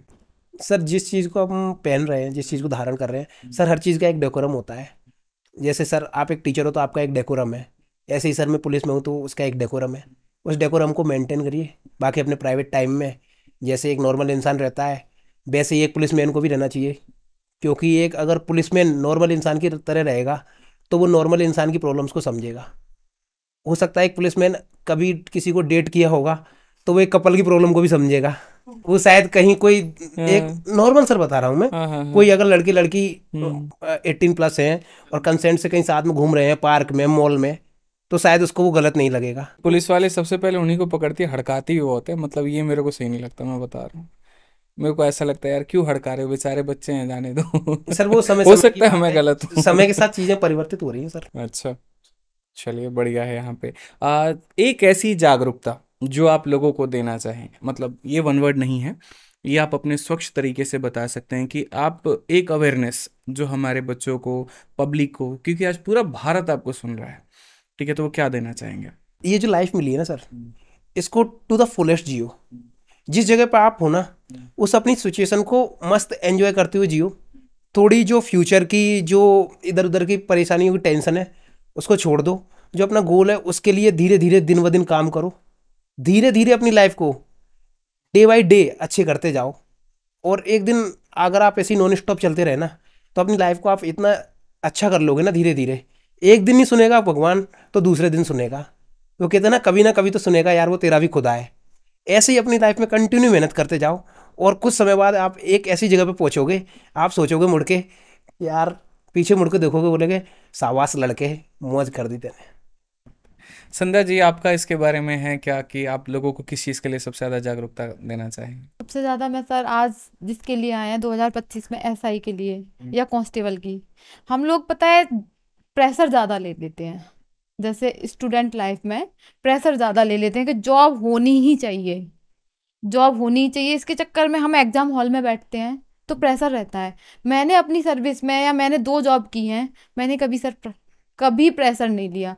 हो सकता है शायद मैंने औरों की अपेक्षा पढ़ाई कम की है, उतनी नहीं की, लेकिन सर कभी एग्ज़ाम हॉल में मैंने प्रेशर नहीं लिया। तो जो भी तैयारी करे कभी प्रेशर में ना करे, और खासकर एग्ज़ाम हॉल में जाए तो फ्री माइंड जाए एक एग्ज़ाम देने के लिए। एक एग्ज़ाम सोच के ही ना जाए कि हम एग्ज़ाम जैसे मॉक टेस्ट लगाते हैं वैसे ही जाए। ज़्यादातर बच्चों के साथ होता है, मॉक टेस्ट में ज़्यादा नंबर आते हैं और एग्ज़ाम हॉल में जब बैठा होता है उसके नंबर कम हो जाते हैं, क्योंकि वो माइंड में प्रेशर लिए है कि ये नौकरी चाहिए ही चाहिए हमको। ऐसा नहीं है, मॉक टेस्ट सोच के ऐसा लगे उसको कि हम घर बैठे हैं, केवल अपना दे एग्ज़ाम और 100% सर अच्छा आएगा रिजल्ट। मेरे साथ हुआ है ये। मैंने 2 ही एग्ज़ाम दिए हैं, यूपी कांस्टेबल का और यूपीएसआई का। मेरी 18 एज होती है, मैं यूपी कांस्टेबल की दे रही थी सिस्टर के साथ, केवल सर सिस्टर के साथ जाती थी। एक छोटी सी कोचिंग थी कंपनी देने के लिए, क्योंकि वहाँ एक लड़की थी केवल वो पढ़ने वाली, तो मेरी सिस्टर मुझे खींच के ऐसे ही लेके जाती थी। 2018 जब 2000 वो चल रहा था, 18 में वैकेंसी आती है, 19 तक मैं हो जाती हूँ। उसके बाद मेरी एज नहीं थी, मैं 21 की हुई। तो एक जॉब थी सर मेरे पास, तो उसका भी प्रेशर नहीं था। शुरू में वो प्रेशर नहीं लिया क्योंकि मैंने कोई एग्ज़ाम नहीं दिया, तो पता ही नहीं एग्ज़ाम हॉल का प्रेशर कैसा होता है। तो कभी भी मैं सभी बच्चों से यही कहना चाहूँगी, कभी भी प्रेशर में एग्ज़ाम ना दें। बाकी सबके लिए ऑल द बेस्ट। चलिए, बहुत शानदार मेरे भाई, मेरे जीवन के सबसे बेस्ट इंटरव्यू में से और पॉडकास्ट में से ये एक उनमें से होने वाला है। और मैंने अपने दम पर जो है वो कोशिश की है कि जो भी सवाल पूछ सकता था मैं, जो आपके सवाल होते हैं वो मैंने पूछने की पूरी कोशिश की है। जो गाइडेंस पॉसिबल हो सकते थे यहाँ पर, इन दोनों जो है यहाँ पर टैलेंटेड पर्सन ने आप लोगों को मेरे भाई बढ़िया तरीके से गाइडेंस दी है, ठीक है। जिस तरीके से दोनों पढ़ाई के क्षेत्र में अव्वल रहे, एक का ऑल इंडिया रैंक 13 है और एक ने जो है प्रथम प्रयास में ही यहाँ पर यूपी में सब इंस्पेक्टर की पद को जो प्राप्त किया, और आज नौकरी में भी अपने जो दर्जा है उसमें अव्वल है, ठीक है। तो इन्होंने अपने आधार पर बहुत बढ़िया तरीके से आपको गाइडेंस दी। मैं ये मान करके चलता हूँ कि जीवन में आप इन बातों को उतारेंगे, आप लोग अपने सीनियर लोगों से, अपने भाइयों से, बहनों से आप जो है वो सीखेंगे यहाँ पे और उसको लाइफ में आगे लेकर के जाएंगे। मेरी शुभकामना इस बार की तैयारी कर रहे हर छात्र के लिए है कि आपका सिलेक्शन ज़रूर हो। मेहनत आप ईमानदारी से करिए और कहीं पर कोई अपराध मत करिए, ठीक है। बाकी ये पॉडकास्ट आपका अपना उत्तरदायित्व बनता है कि अब आप इसको शेयर करें, लोगों तक पहुंचाएं, हर व्यक्ति तक यहाँ पर पहुंचाएं। मैं बिल्कुल भी नहीं कहूँगा कि आप चैनल को सब्सक्राइब करें, बिल्कुल भी नहीं कहूँगा कि वीडियो को लाइक करें, लेकिन आज जो ये बात हुई है, ये जो मुद्दे हुए हैं, इनको लोगों तक पहुँचाना बहुत ज़रूरी है। क्या पता कोई शायद कहीं अपराध कर रहा हो और ये इसको सुनने के बाद में उसका हृदय परिवर्तन और वो पढ़ाई में लग जाए। क्या पता कोई ऐसा व्यक्ति हो जो यहाँ पर अभाव में, कम गाइडेंस के कारण वो अपने आप को गड्ढे में लेके जा रहा हो, लेकिन ये वीडियो उसके जीवन को परिवर्तन में ला सकती है। तो ये अब आप मैं अपने भाइयों से, अपने बहनों से इतना एक्सपेक्ट करके चलता हूँ कि इसको आप लोग हर जगह पर शेयर करेंगे और इसको लोगों तक आप पहुँचाएंगे। बाकी कोई कमी रही हो भाई, कोई रहा हो, तो आप कमेंट बॉक्स में ज़रूर बताएं। पॉडकास्ट कैसा लगा आप वो भी बताएं, आप अपने विचार को प्रकट करें, ताकि अगली बार हो सकता है हम आपके लिए और भी जो बचे सवाल हैं वो ज़रूर पूछ पाएँ। आपके कमेंट कमेंट के आधार पर ही मैं पॉडकास्ट लेता हूँ और उसी के आधार पर मैं सवाल पूछता हूँ, तो इसीलिए आपका कमेंट करना बहुत ज़रूरी होता है। मिलेंगे अगले एक शानदार से पॉडकास्ट में, लेकिन उसके पहले आप दोनों को मेरी तरफ से बहुत सारी शुभकामनाएं। जो स्टेज PCS की आप तैयारी कर रहे हैं उसमें आप लोगों को भी सफलता प्राप्त हो, और कहीं पर किसी भी तरह का रहे तो हमारे बच्चों को गाइड हमेशा आप लोग ऐसे ही करते रहें। बहुत बहुत धन्यवाद आप लोगों का भी यहाँ पर आने के लिए, बहुत बहुत धन्यवाद। Thank you. बाकी भाई आप लोगों का ही बहुत बहुत धन्यवाद यहाँ तक वीडियो को देखने के लिए। मिलेंगे अगली वीडियो में एक नए जोश नए ऊर्जा के साथ में। आज के लिए इतना ही, जय हिंद। किस तरह का अपराध उत्तर प्रदेश में सबसे ज्यादा होता है? सर मुझे तो लगता है लड़की भगाने का। नहीं यही बोलो, मजाक नहीं कर रहा हूँ यार, मैं सीरियस कह रहा हूँ। हाँ मैं फिर से पूछ लेता हूँ।